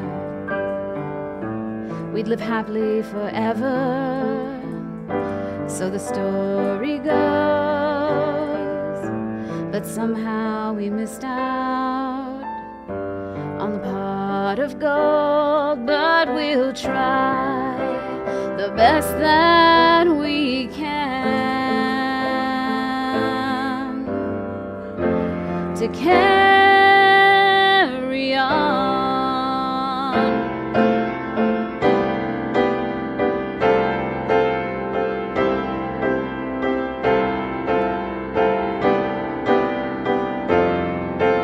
A gathering of angels appeared above my head, and they sang to me this song of hope, and this is what it said. It said, come sail away, come sail away, come sail away with me. Come sail away, come sail away, come sail away with me. Come sail away, come sail away, come sail away with me.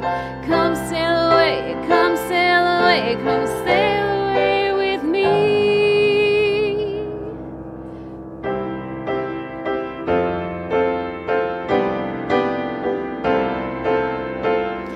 I thought that they were angels, but much to my surprise, I climbed aboard a starship and headed for the sky, singing, come sail away, come sail away, come sail away with me.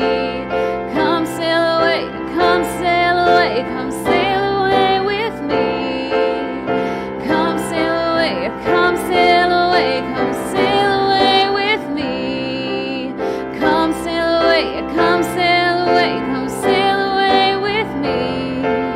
Come sail away, come sail away, come sail away with me.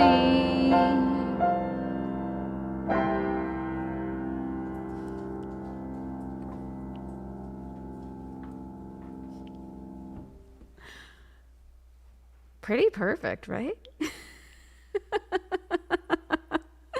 All right, well, I'm gonna put the camera back on Paul, and I'll see you upstairs in a sec. Amanda Benjamin. Yeah! She was rocking that piano, man. Piano woman. Killed it. I love the piano version. Probably useless facts, but when I was a senior in high school, I was the drum major of the marching band, and our field show was a Styx field show. And I think that song was the big finale of a Royal High School marching band field show when I was the drum major.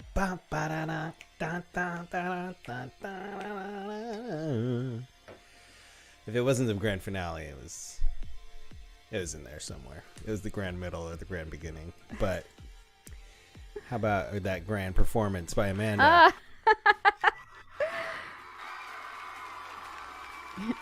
Yeah, the computer skipped a page at one point. I was like, huh? And the dogs. Yeah, Tia was like, oh my God, the dogs. I practiced and Lily was fine. And I was like, oh, cool. Like, she's going to be cool with this song. And she was like, the second I touched the key, she was like, roar. She got excited. She She's did. like, oh, cool. A midnight party? Cool. Let's do this. Do it. We got live music at midnight. Let's go. Yeah. Well, fantastic job. Thank you. Yes. All right, we're going to talk about sailing away, huh? Yeah, and wasn't that interesting? Like, I missed at the beginning, but I've listened to that song a bunch of times, but I did not remember it talked about angels and aliens. Aliens, yeah. Like you said, so I was like, come pick them up. It's like the weirdest twist of a beautiful song. right? You know, you think about the Styx song and just like, I mean, you played it beautifully, but it's just such a beautiful, harmonious melody. And then all of a sudden aliens come out of nowhere and pick him up. And he's like, okay, I guess we're going to outer space, y'all. Guess so. Okay. Well, that lends perfectly into my stories tonight. Yay. Now's the That's part right. where I get to just relax for the rest of the show. Yeah, and hear all of the similarities to I your am story so that are excited about that. interwoven in all of these. Producer Craig behind the scenes. I am going to start with the Bermuda Triangle. So if you want to flip your notes to that, I've got 3 shortish stories from the Bermuda Triangle to start my portion of the show this evening, beginning with Christopher Columbus. Ooh. And first we'll just mention the Bermuda Triangle, also known as the Devil's Triangle. Ooh. If you didn't, you've heard of the Bermuda Triangle, but maybe you weren't exactly sure where the points are. The 3 points of the triangle are the island of Bermuda, the city of San Juan in Puerto Rico, Okay. and Miami, Florida. So everything in that general area, Do which you have is a map? huge general area. Isn't this an Illuminati sign? It is. If you just throw an eyeball in there and throw it on your Wait. forehead, it'll be perfect. There we go. There it is. Oh no, guys. It's a sign. The But do you have a Illuminati. picture of that? Sorry, of the Bermuda Triangle map or no? I did not prep one. I'll look it up myself. Yeah. It's huge. It's ginormous. So to say really weird stuff happens in the Bermuda Triangle, you're saying really weird stuff happens in the ocean because it does. Okay. Oh, and also for our podcast listeners, if that stays in the thing, just so you know, I was doing the Illuminati sign over my eyes because you can't see these jokes. I have no clue. She was making a triangle. She threw her eyeball in the middle of it. Boom. Conspiracy. Conspiracies abound. So Christopher Columbus is a guy who sailed the ocean. He was a transatlantic sailor, and he made several trips in his sailing career from, obviously he was the first to run aground in America, but that wasn't the end of his story. He kept sailing for years and years and years. But he did document in his log that when he was crossing the Atlantic, he noticed some funny things going on when he was in the area that we would later dub the Bermuda Triangle. And just as a really quick, Craig did pull up a picture of the Bermuda Triangle map if we want to throw that up really quick. Let's see it. Okay, yeah, that's a pretty big... It's a largish area Yeah. for weird things to happen. Yes. But he did note, his was one of the earliest accounts of strange things happening in this area. And would it be aliens or would it be explained by science? He wouldn't live to find out. But he first documented that while he was crossing that particular stretch of ocean, compasses on the ship began to malfunction. which is a common theme. We should do maybe either soon or next month aeronautical mysteries. Aeronautical mysteries. Planes flying over the sea. Do you know what's funny is David actually said that. He was like, "Ooh, you guys should do airplanes." Did I just make up that word, aeronautical? I don't know. No, that's a thing. That's a real word. I feel like it is, but maybe it's not. I make up No, words it is. a lot. I know, right? If it's not, it definitely should be. I'm pretty sure though, like that the aeronautical means airplanes. Yes. So there are probably just as many airplane mysteries from the Bermuda Triangle as there are nautical mysteries. But he noticed the thing about the compasses, but he also described something that was observed as flames dancing on the water as they crossed. A candle on the water, if you will. And couldn't explain it. His whole crew would watch as it looked like, as they were sailing through, this particular part of the ocean would light on fire, for lack of better description. That's weird. He was one of the very first to note it and report that would happen. I have one theory. Yes. Are there any like underwater volcanoes in that area? I think there are underwater volcanoes like all over the world. I don't know. Like, I don't know if they're like documented locations, or what. Right. I don't have an answer to that. But science later would answer Ooh. Christopher Columbus's mystery.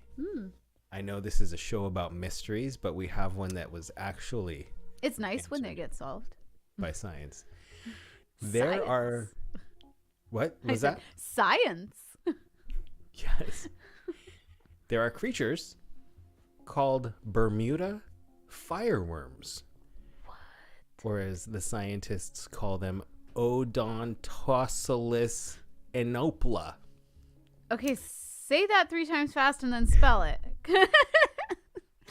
They're basically like plankton that come out 50. Their timing is impeccable and crazy, but when it's mating season, they come out the 3rd night after a full moon in the summer, 55 minutes after sunset. Spawning females come up from the seafloor and secrete a bright bluish green luminescence that attracts males. Wild, right? Like 55 minutes exactly. It's like that. What?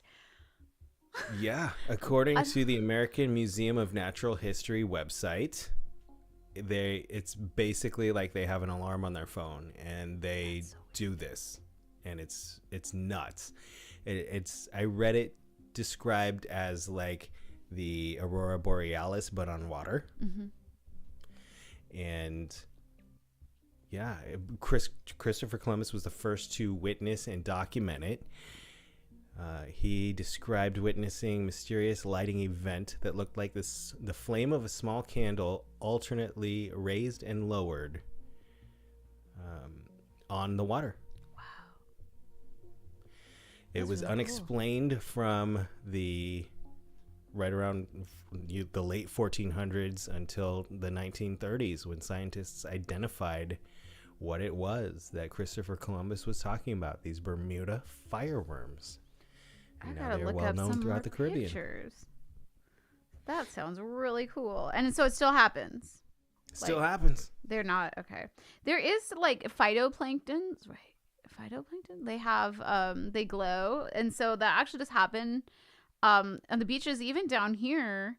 Sometimes the beach waves, they'll glow because the phytoplankton will spread out, and then when the waves go, they turn like, I think, a bluish color. I don't remember. I think I did see some Facebook posts about that recently. On the water, to see it, like San Diego area or something like that. I never know. Like, I don't know how to know when it's gonna happen. I want to see it. Anyways, sorry, Yeah. take away from your story. No. That was my first short story. My next is about witchcraft in the Bermuda Triangle. That sounds like bad juju. Maybe that's what happened with the Mary Celeste. Not the dark magic that you're thinking of. Oh, No. okay. The witchcraft was actually a 23-foot luxury yacht.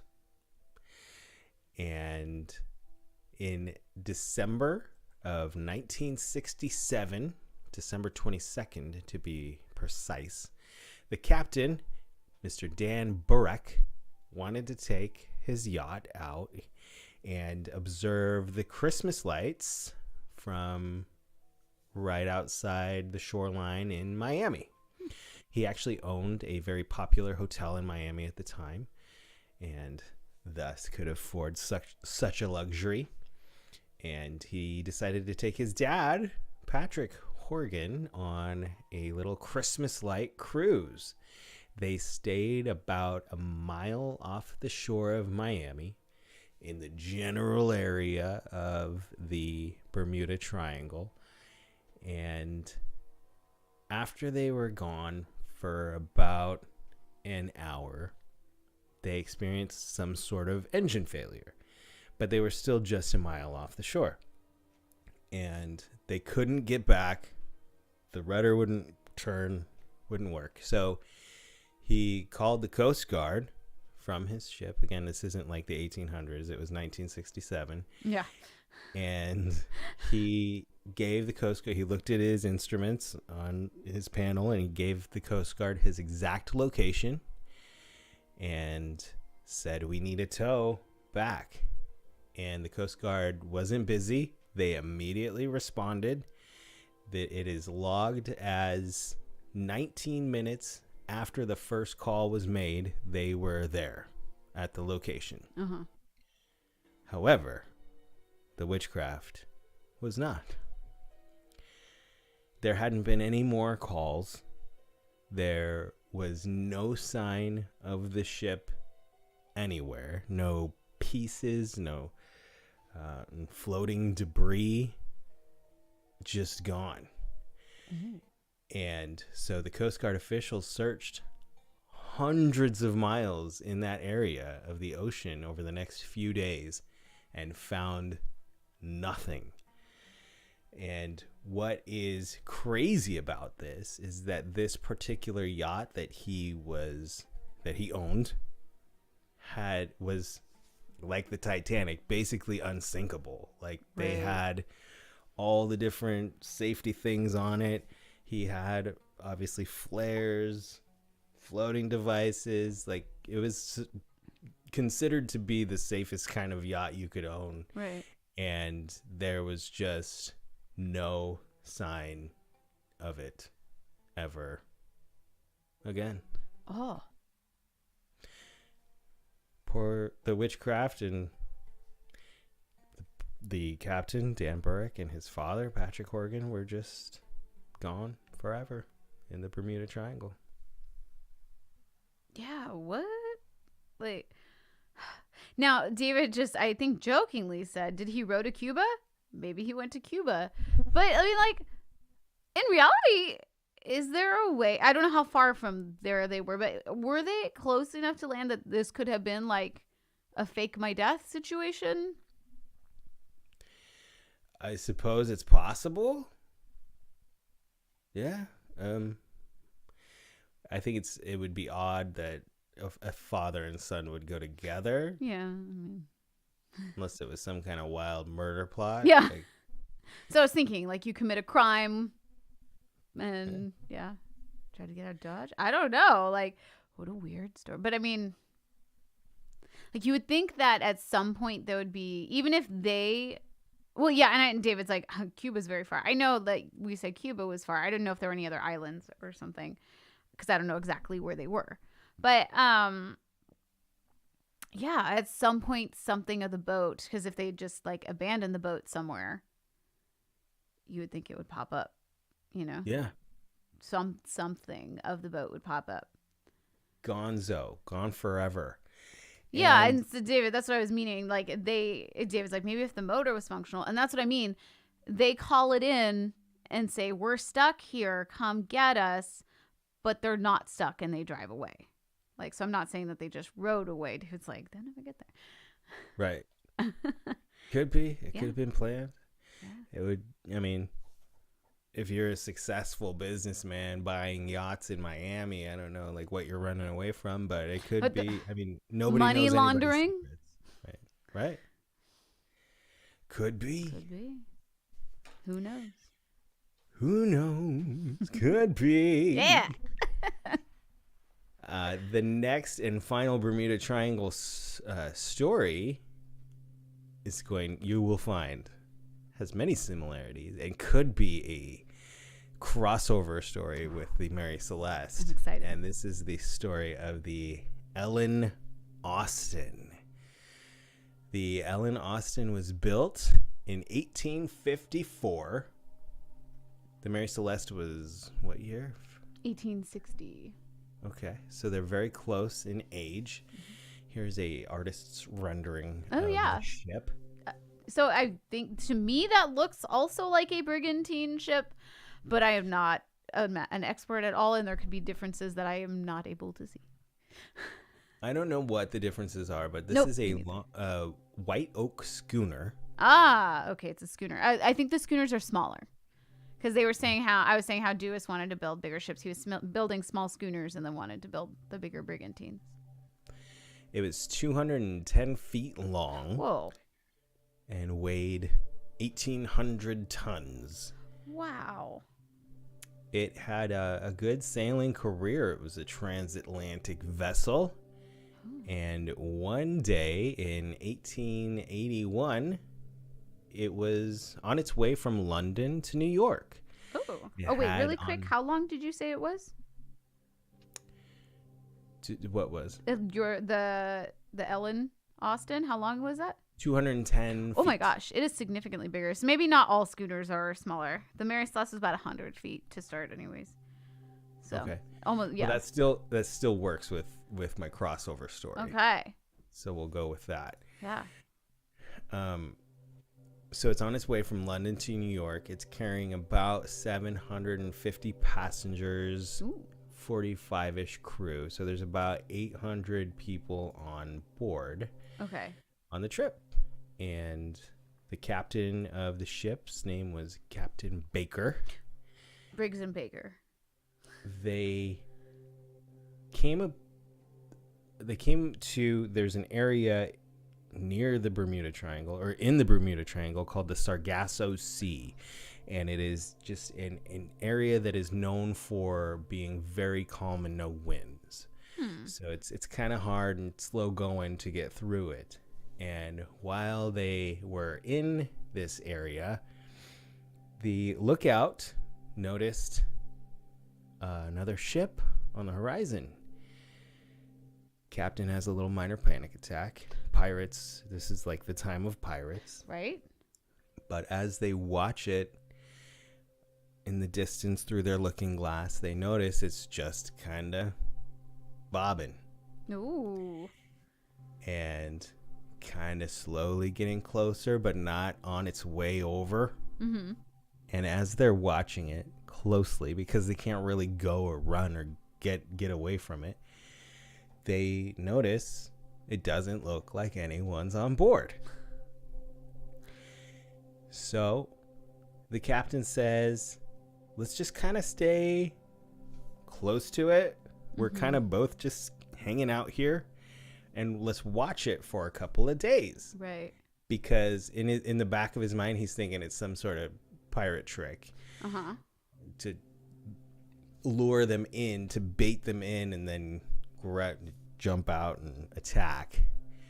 So they watch it for 2 whole days, and there's no sign of life on board this ship. So the captain decides, all right, we've given it enough time. I don't, like, if these are pirates, they're the most patient pirates I've ever come across or heard of. Yeah.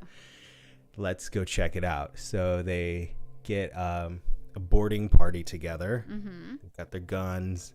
They go on board, and upon boarding, they find there is nary a human on board. The ship is in great shape.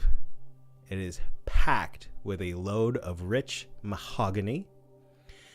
It's got crew members' things. It's stocked with food. It has everything you would expect a ship to have on board except for people. The captain's logbook was missing. That's important.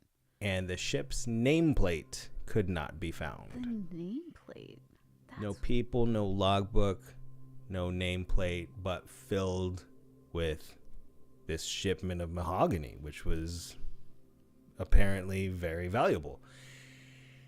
And so the captain says, like you mentioned, if we bring a ship in, we can we cash in what's on it. Yeah, you get the salvage. Yeah. So he's thinking something must have happened, some sort of mutiny, whatever, and let's bring this ship with us to New York. And so he puts a prize crew, he called it a prize crew on it, and I guess it's like 8 of his best sailors to just follow them to New York on this other ship. And so that's the plan. They sail for a couple more days, and then there's this crazy storm. Clouds, winds, zero visibility, and once it lifts, the Captain Baker looks around and the ship is gone. Can't find it anywhere. So he figures, well, my crew, we got separated, but we'll probably meet them in New York. Right. So let's they would know just the continue. plan. A couple more days go by, and I guess these transatlantic journeys used to take like a month. So a couple days going by here and there is just kind of like, okay, whatever. Yeah. Where for us, we're just like, that's a cruise to Mexico. Yeah, what? Yeah, a couple days is like an eternity now. Right. So a couple days go by and they see it again, but it's like in front of them. Right. And so they haul as fast as they can, and they go all day like as fast as they can to catch up to it. And when like they're signaling, they're like, hey guys, like, wait, we found you. And once they finally catch up to it, they realize there is no sign of anyone on board. What? No. So it's a ghost ship twice. Captain Baker's like, where is my prize crew? Right. I hope they're sleeping or something. Right? So they load up their guns and they go jump on board and look for their friends. And just like the first time, they find nothing. No crew, no signs of a struggle. They're just gone. Was anything missing? Anything more missing this time, or not? Not in anything I read. What? Twice. So the captain has to think, and he's just like, what could have happened to my guys? Right. To make them leave the ship, and where would they be now? And what do we do? And so some of his crew is just saying, leave the ship. It's bad luck. So other crew members are like, we didn't sacrifice our friends for nothing. Like, let's at least bring it back and get the reward, the salvage. So the decision is made to put another prize crew on board. Oh no, I wouldn't volunteer. And head back to New York. So that's what they do. But this time the crew is taking guns. Like the last crew didn't take guns.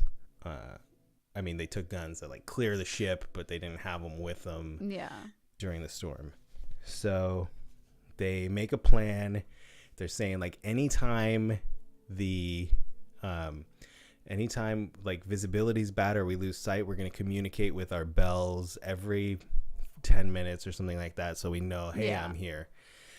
So they start heading back to New York, and I don't remember how much time passed, but then they met, like there was a night where the fog came in and was just so thick. So they're on those bells. They're doing, like, can't see each other, but they're letting each other know that they're there until the other ship's bells just stop. What? The captain's like, I can't. This isn't happening. No, they must have fallen asleep. Something happened, but I'm sure they're fine, and I'm sure as soon as the fog lifts, we'll find them. Like, okay, 2 times is like, that's weird. 3 times? What is happening? Also, David says mahogany is what the Mary Celeste was made from. Maybe that. Well, I don't know if the timeline works out, but maybe that wood made the Mary Celeste. Oh, man. Oh, he was joking. Oh, he was joking. No, they actually, in Mary Celeste, like, they actually cut down, because they're talking about, like, the shipyard was brand new. So they actually, like, literally cut down the wood from the trees. They cut the trees down right there. Right like, there. Whoosh. Fresh wood. Yeah, it was crazy. It's like a Whole Foods ship. Yeah. Amazon Fresh. So they wait for an eternity for the fog to clear, and when it does, the mahogany carrying ship is gone. Oh. Just gone. Just gone. They never see it again, in fact. They finished their trip to New York, and the captain lost 2 crews worth of his favorite guys, and that ship was never seen or heard from again. Okay. As far as we know. Now, hear me out. I This can't is wait. weird. Yeah. But it's actually based on some other stuff that I've seen in these nautical mysteries. What if that second ship never existed? What if that was just a story to cover up something else that happened? Because I mean, conveniently, the nameplate's gone, right? These people are just gone. The ship's just got, like, how do you know that ship was ever there? What if these 16 crew members disagreed with the captain? Yeah, and they disappeared. Yeah, and at least to cover up something. Yeah, mutiny or. Well, here's the thing. There's a thing. This reportedly took place in 1881. Mm-hmm. The first mention of it on public record didn't come until there was a newspaper called the Daily Deadwood Pioneer Times, and they published a very basic story of this, and that was in 1906. So if my math is correct, 25 years later, it was like the first time this story was published. And when it was published in that first occurrence, it only had the first disappearance of the ship. It didn't come back and then put another crew on it, and so the story then emerged again another 24 years later in 1935 on a radio broadcast from a British naval officer, Lieutenant Commander Rupert Gould. And he was a radio personality, retired lieutenant commander from the Navy, and he was known to tell very dramatic stories on his show. So it is entirely possible that he somehow got his hands on the first article and then hammed it up for his radio show. Yeah, that makes sense. And that was the first time he told it on the radio was 50 years after it supposedly happened. So who even knows? Right. Like, after 50 years, what kind of details can you recall, you know? Exactly. And especially like in that time, it wasn't the time of the internet. Yeah, I was going to say, you can't record it on your phone. Then the next telling of it was in July of 1954. A newspaper called the Terre Haute Tribune told another version, and then another version came out in September 2nd of 1977 in the Colorado Springs Gazette-Telegraph. Okay. In 1979, the Alaska Daily Sitka Sentinel ran another version of it. So it is entirely possible that it was some sort of thing that happened and just got embellished and embellished and embellished until that story that I just told is what people are telling today. Yeah. There was an insurance company about 10 years ago that did some research to say, like, what? And they were not able to find any. They found evidence of the ship. The ship has a lot of logs and a lot of records. It was actually the voyage in 1881 that I just talked about was the last one that it was actually called the Ellen Austin, because right after that it was sold and renamed and re-registered and became something else. Okay. But that was apparently the last voyage that it had under that name. And they tried to check the logbooks. They couldn't find any evidence of people going missing on the last voyage. And so there is also the possibility that even the most basic story that was first printed in 1906 was bunk. Wow. Or bullshit. You have to erase that from the podcast. But it is a very interesting story. Yeah. That is an interesting story. I like it. I think that would be a killer movie. If the right screenwriter and director got a hold of that, that would be a lot of fun. Yeah, I like it. I really like the story. Yeah. I don't know. I mean, I do want it to be true in that, like, because then people don't die, so that's good. But, like, I also want it to be true because it's so interesting. Like, I want that to be a reality. That's a funny line to walk. Right. Well, speaking of stories that somehow get embellished and people make movies out of them, this is one, my last story for tonight is one that is fairly well known in the mystery realm. It's Titanic. This is the tale of the conspiracy of the Titanic. Yes. What really sank that night? It really is Titanic. This whole time I thought she'd been bluffing. No, I'm just kidding. Dang it. I'm trying to tell the same story I told. No, there's got to be more conspiracy theories about the Titanic. I was really like, oh, Paul's really going to tell a second conspiracy theory. And my sweatshirt would have been prophetic. Would have been perfect. I was rooting for you, Titanic. Well, I'm sorry to disappoint. That's good. But this is a pretty well-known mystery, and there is a lot of actual factual evidence around it, which is fun. And then there's also embellished stories that have popped up along the way, and I'll walk you through all of it. But this is the mystery of the Flannan Island Lighthouse. According to Wikipedia, the Flannan Isles, or alternatively they're called the Seven Hunters, are a small island group in the Outer Hebrides of Scotland, approximately 32 kilometers west of the Isle of Lewis. They take their name from the Saint Flannan of the 7th century Irish preacher and abbot. Just to see on the map, here is on like the globe where they are, the little red dot there off the coast of Scotland.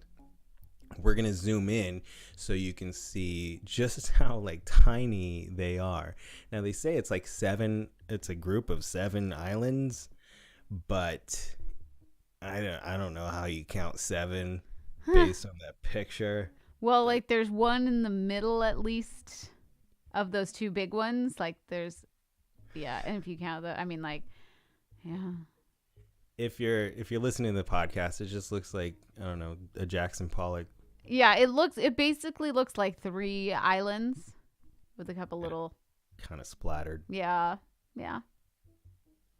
But they are beautiful and yes. uninhabitable. But if you take a look here, this is just kind of what they look like. And it's like, I don't know. It reminds me of like where Luke Skywalker was hanging out in the most recent trilogy. Yeah. When Rey went to go find him, it's just cliffs and beautiful green grass and ocean. With all the porgs, right? The what? All the porgs. That's where right. They Yes. Yeah. And you see those little flying birds. They're like the little. They kind of. They're very porg-ish. They're like the flying looking penguin things. Yeah. A lot of fun. Like I mentioned, like nobody wants to live there, but it's a magical place. And spiritually, it has a lot of history. I mentioned the islands were named after Saint Flannan, a 7th century preacher. But in the 17th century, they built chapels for him on the island. This is one of them. This is as it says there, St. Cormac's Chapel on the biggest island in the Flannan Isles. Is called Island Moor. This is the Flannan Chapel. Behind it, you can see the lighthouse that we're about to talk about. But you see how old, and if you're listening, it's just like stacks of stones that were at one point a house of worship. They also have caves in the hills on this island that I guess monks would go to sit and do monk things in. Very, very old and historic landmarks on these uninhabitable islands. I would not go into one of those caves. I like these walls are challenge. How old? Let's just do an overnight challenge, and you can just hang out in there. But it was it's such a magical place that one of the reverends wrote as early as a 17th century entry in a journal. He said that the people of the farms to which the isles are connected go to them at least once a year to fleece their sheep and kill some of those seabirds for food on account of their feathers. I guess for food and on account of their feathers. Sorry, I guess they had really nice feathers. But it was said to be magical as well. If you took your ewes there to graze, they say that the grass on the island had healing elements. Sorry, I just went to the totally wrong screen, so it looks awful. Hold on. There we go. Somehow something got dragged along the way. No worries. Now we can see.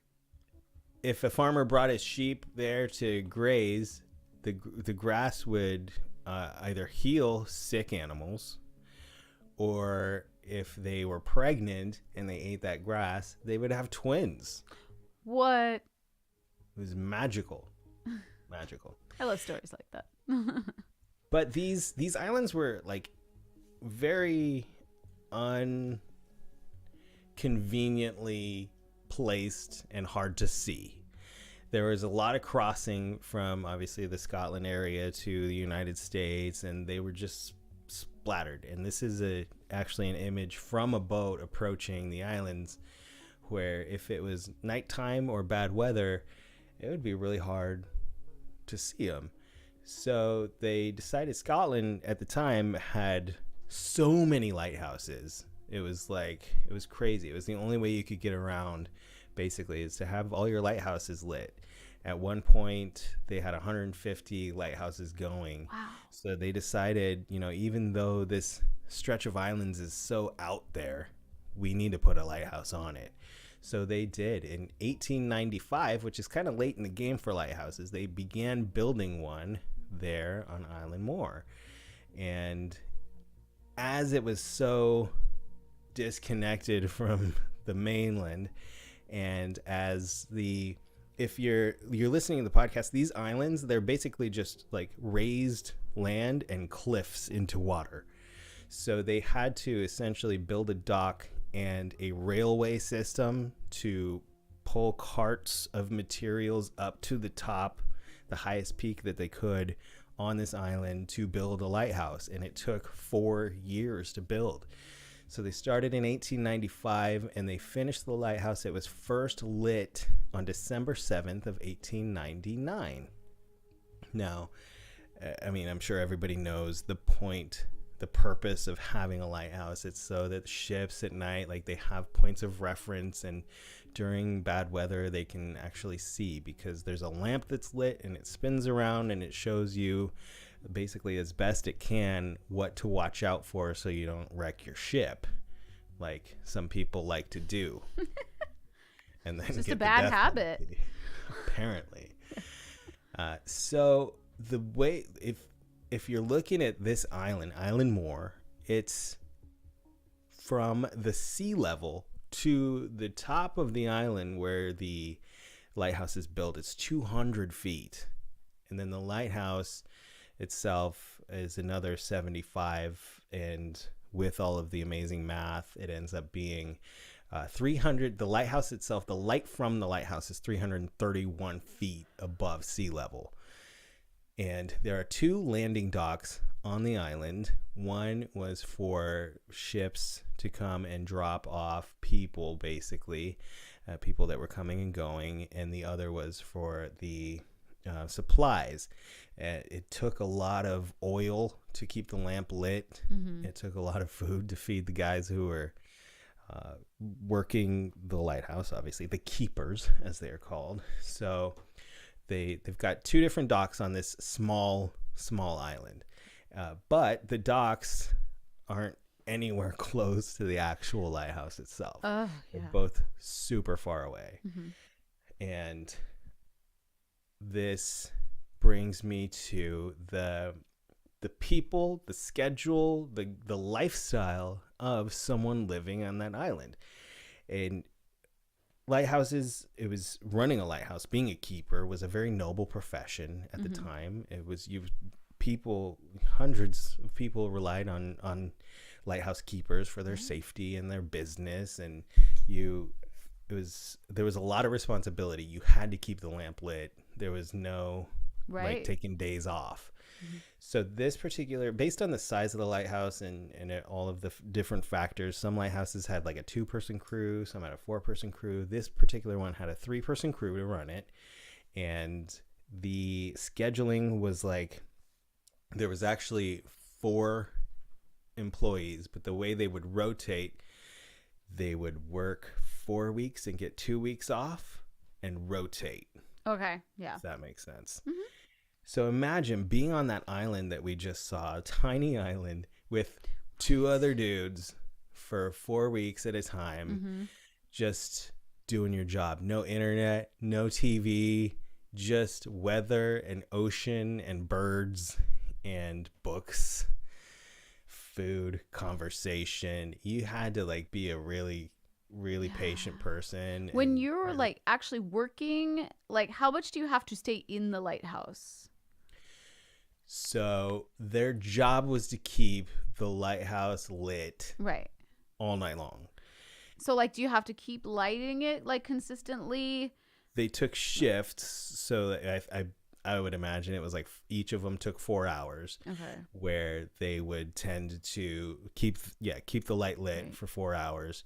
Oof. And the rest of the time, during the day, you're just hanging out with each other and making food and getting the lighthouse ready for the next night. Right.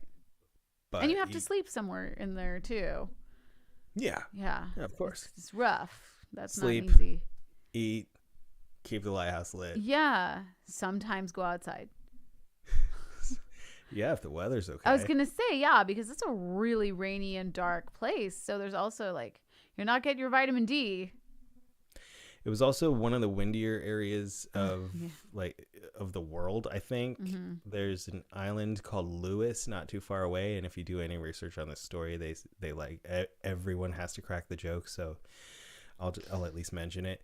There's an island called Lewis, and the bottom southernmost point of it is called the Butt of Lewis. It's like what Scotland calls it. And it is the windiest place. They say it's the windiest place in the world. So the Butt of Lewis is the windiest place in the world.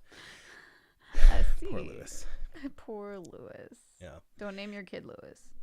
So the personnel here at this particular lighthouse are three guys at the time by the name of Thomas Marshall, Donald MacArthur, and James Ducat.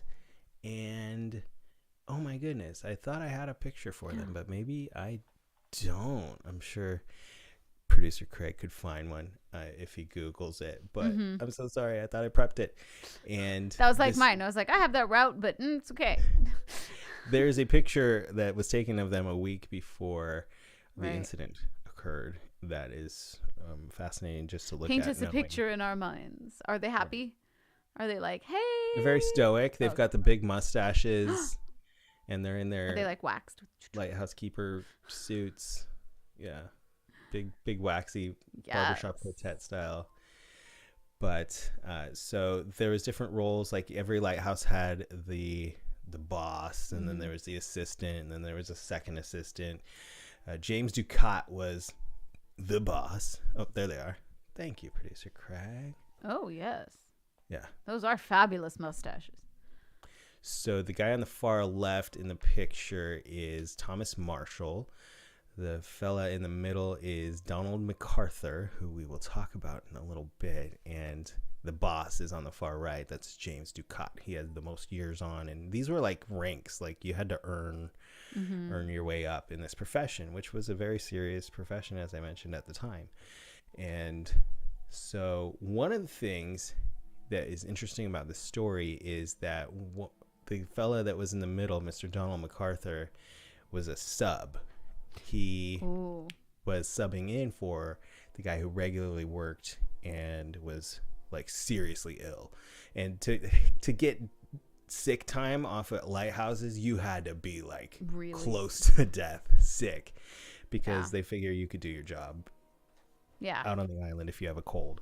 Right. Yeah. You have to be bedridden. Yes.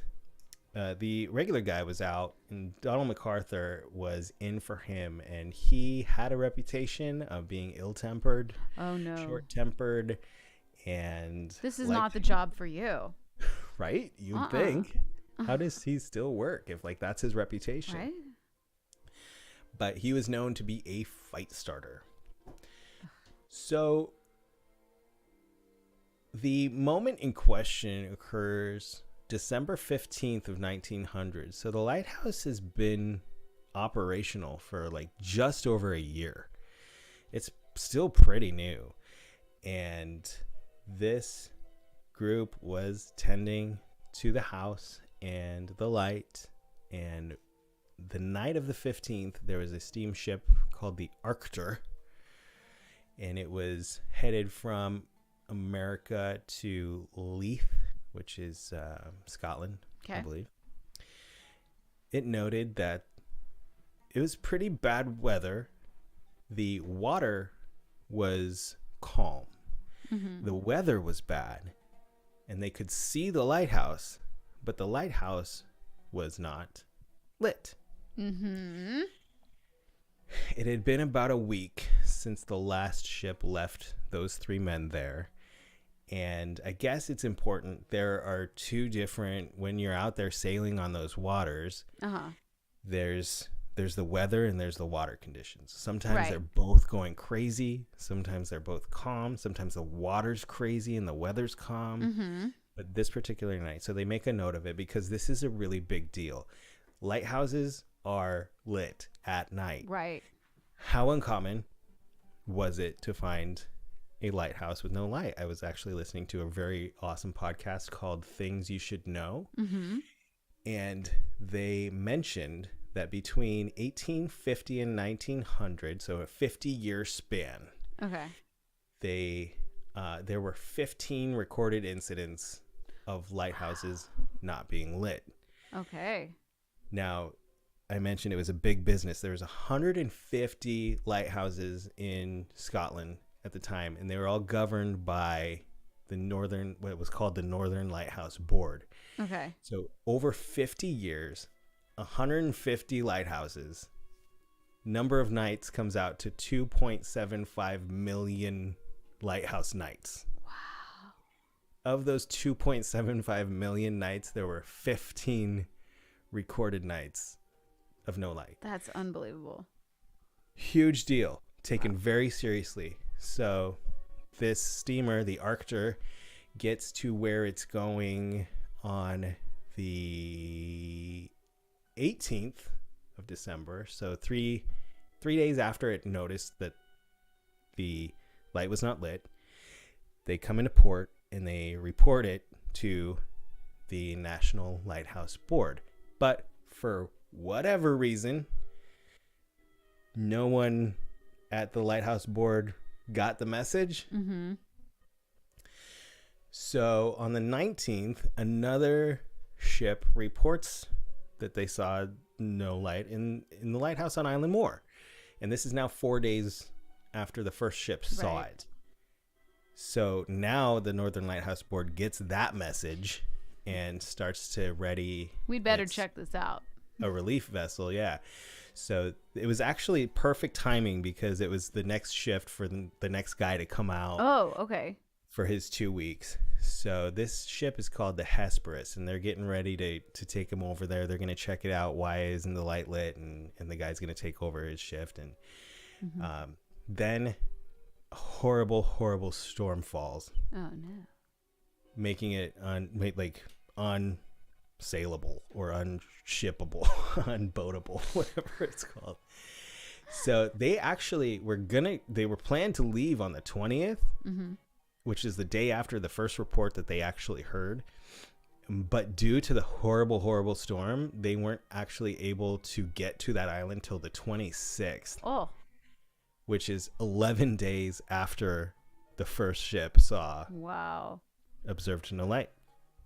So aboard the Hesperus is relief keeper Joseph Moore. And they get to the island and all of his spidey senses go up because normally when you get there, there's always somebody waiting for you on the dock. They always have the flag raised to welcome you, and there's always empty boxes of provisions to be refilled. And there's none of that when they get there. So they kind of hang out off the coast a little bit, kind of like is there pirates on the island situation, and they honk their horn, nobody comes out.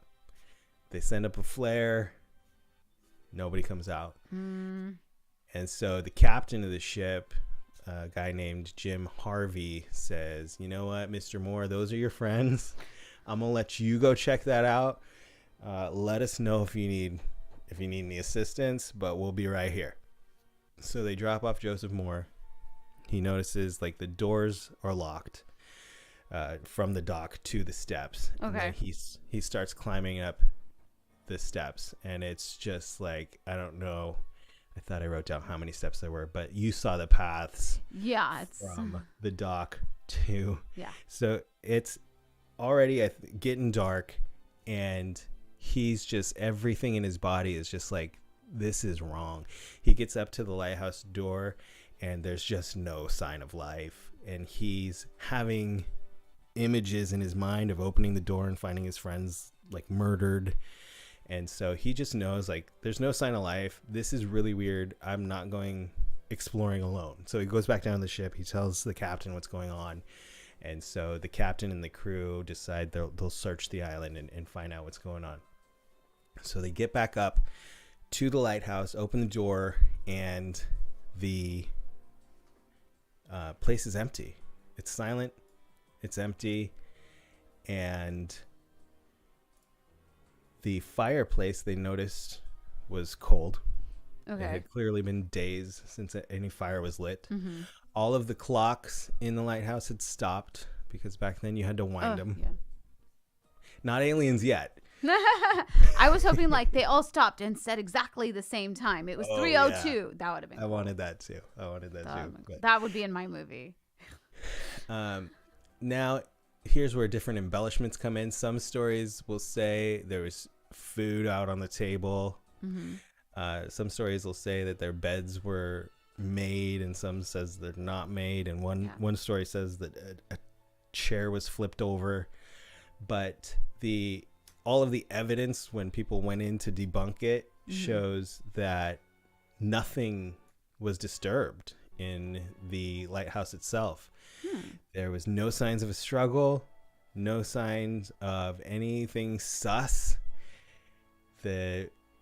Some accounts, as I mentioned, say that the beds were made. Others say that it just looked like they got up and started their day, and there was just nothing.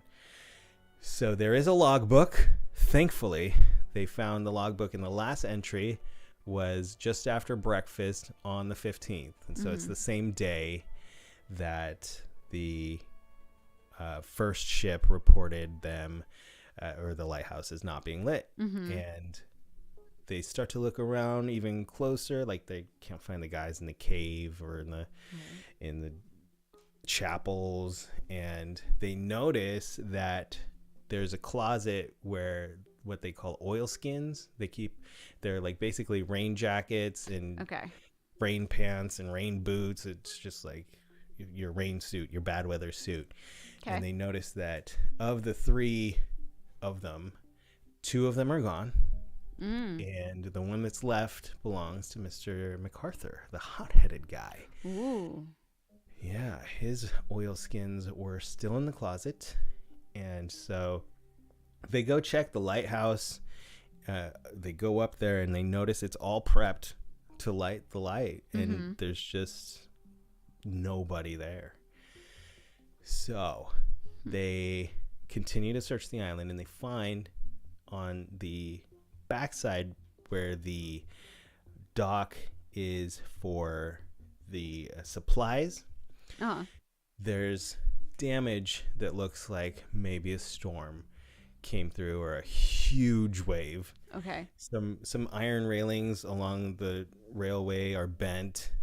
There's a life preserver that was ripped off one of the fences, but the rope that held it there was still there.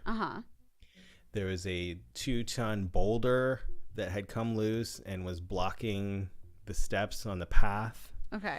And they noticed there's a big tackle box that they had that was full of ropes. It had come loose from its 200-foot up place at the top of this cliff over the water, and got wedged about halfway down near the steps that go down to the loading dock. And so it looks like maybe weather, maybe a wave, but again, it would have knocked off this tackle box from 200 feet above sea level, and that would be pretty fantastic. There are, what are they called? Is it Rogue the waters? waves? Yes, rogue waves. That's what I was looking for. So I hope you're going to talk about this. Yeah. A few days later, the Northern Lighthouse Board Superintendent, Mr. Robert Muirhead, arrives to do his official investigation. He actually was very close to all 3 of these men. He hired them basically and knew them for years and years and years. And he examined everything in the lighthouse. He examined everything on the island.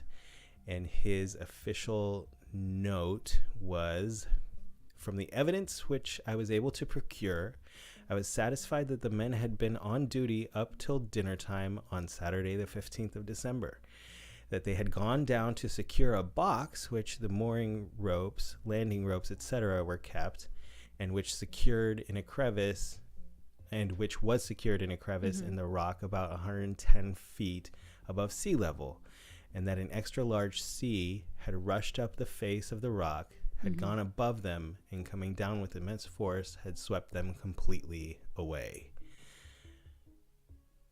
That was his official account. And all 3 of them went out then? Probably happened.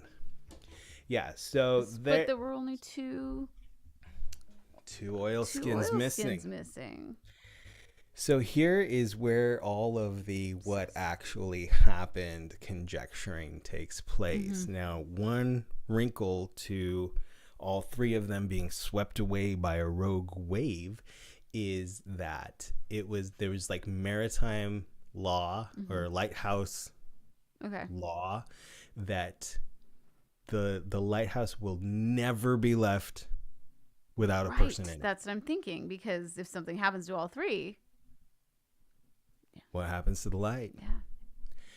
So there are so many theories. Mm-hmm.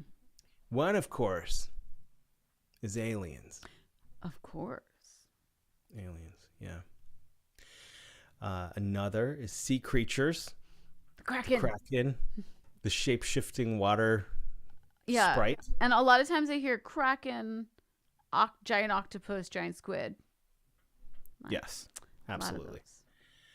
those. One is that somebody found evidence somewhere that they used to do human sacrifices in the temples on that island, and that maybe it had been so long that the gods were like, came back and saw the lighthouse and saw the men and were like, oh, hey, you guys built me a new temple. Thanks for these 3 dudes.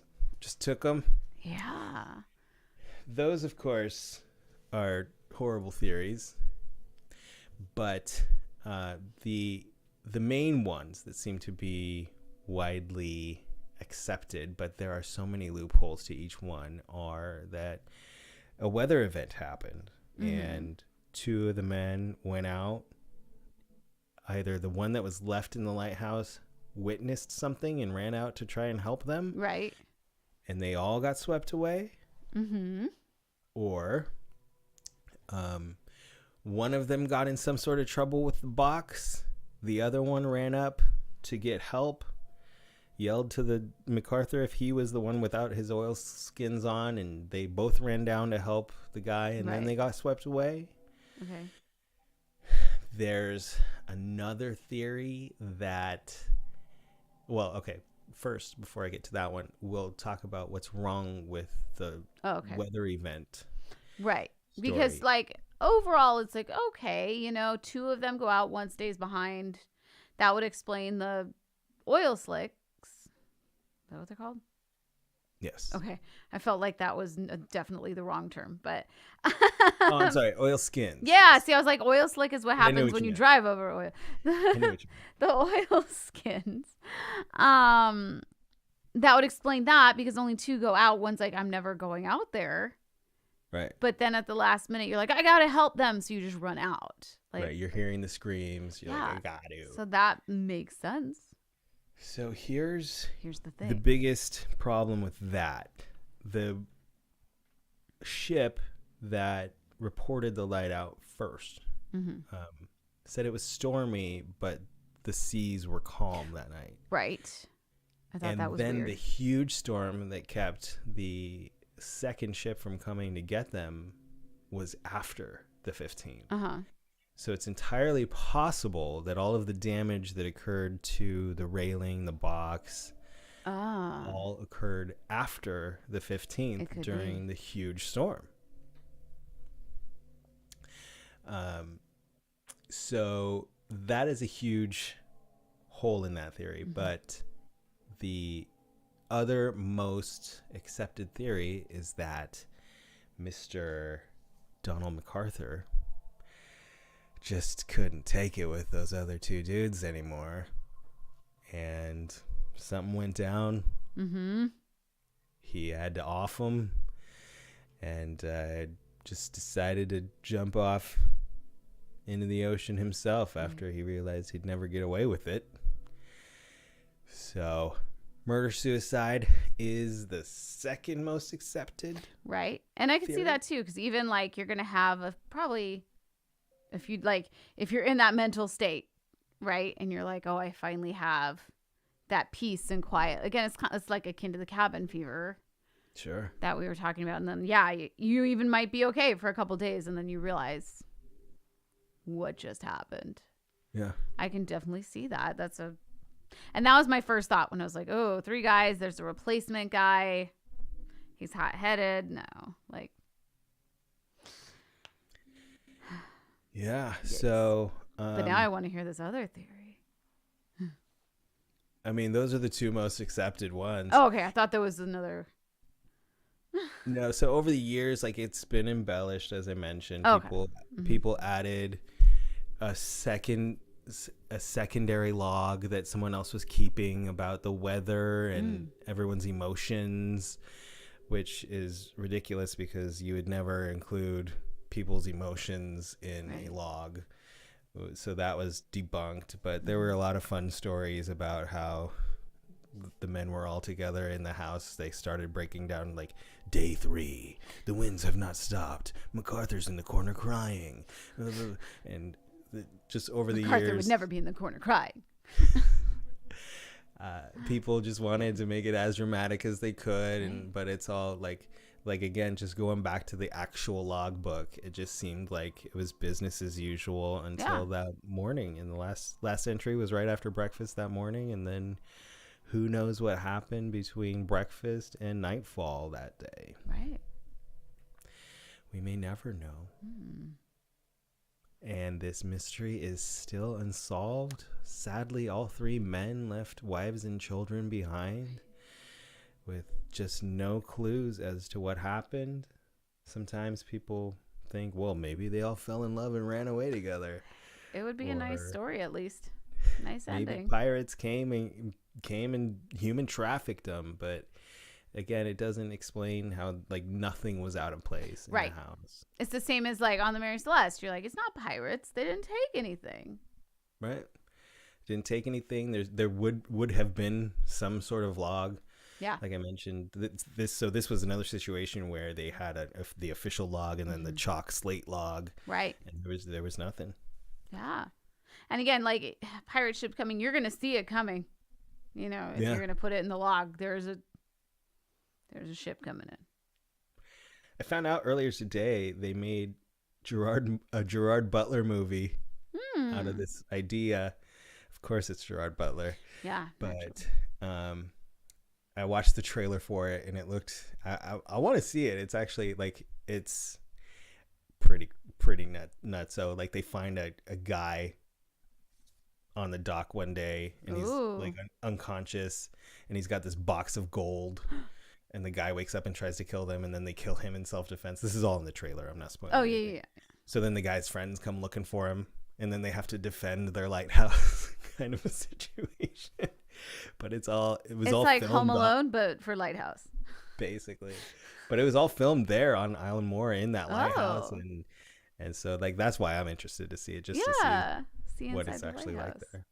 I like David says too. Also, if a pirate ship is coming, just turn the light off. Guys, it's pirates. Hide. Turn all the lights off so they run into the island. You're like, we're good. Love it. Yes. Well, those are my stories. Oh, yeah. Emily wants to know what's the name of the movie? The Vanishing. Oh, is that? I remember that title. I haven't seen it, but I remember that title. 2019 movie. And then there's another movie called The Lighthouse that is loosely based on it that was made like 20 years ago. I think it's a Willem Dafoe movie. Oh. But that one was like loosely based on the story, whereas this one's like the Gerard Butler one is like what happened to these 3 guys. Yeah. We know. This is what happened. It's like Arthur Conan Doyle's story.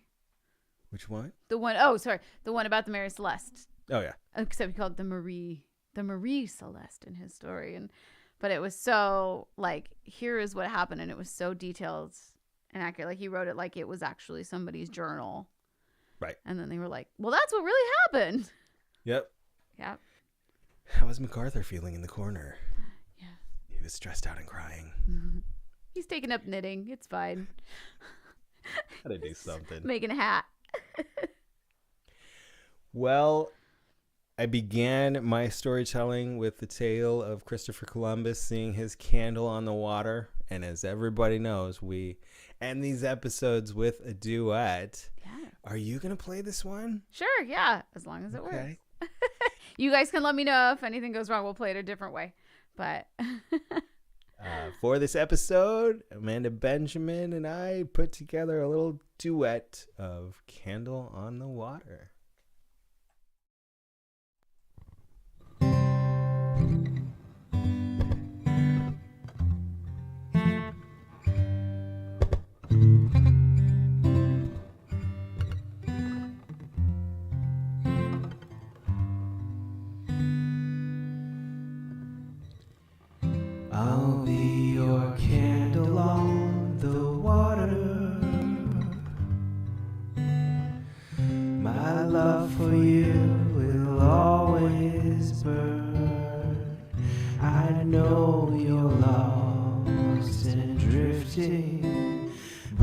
the clouds are lifting.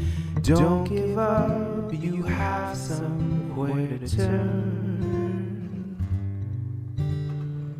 I'll be your candle on the water till every wave is warm and bright. My soul is there beside you. Let this candle guide you. Soon you'll see a golden wave of light.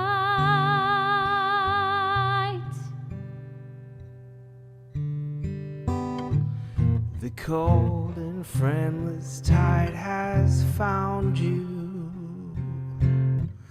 Don't let the stormy darkness pull you down.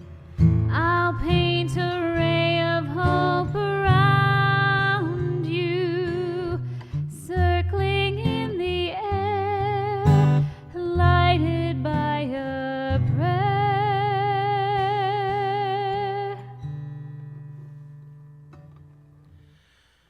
I'll be your candle on the water.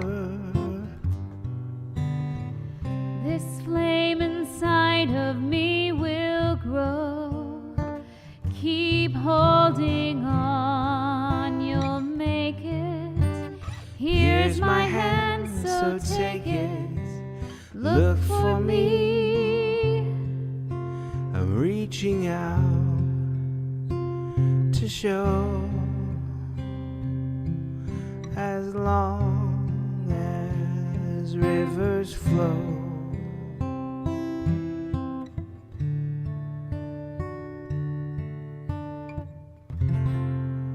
I'll never let you go. I'll never let you go. I'll never let you go.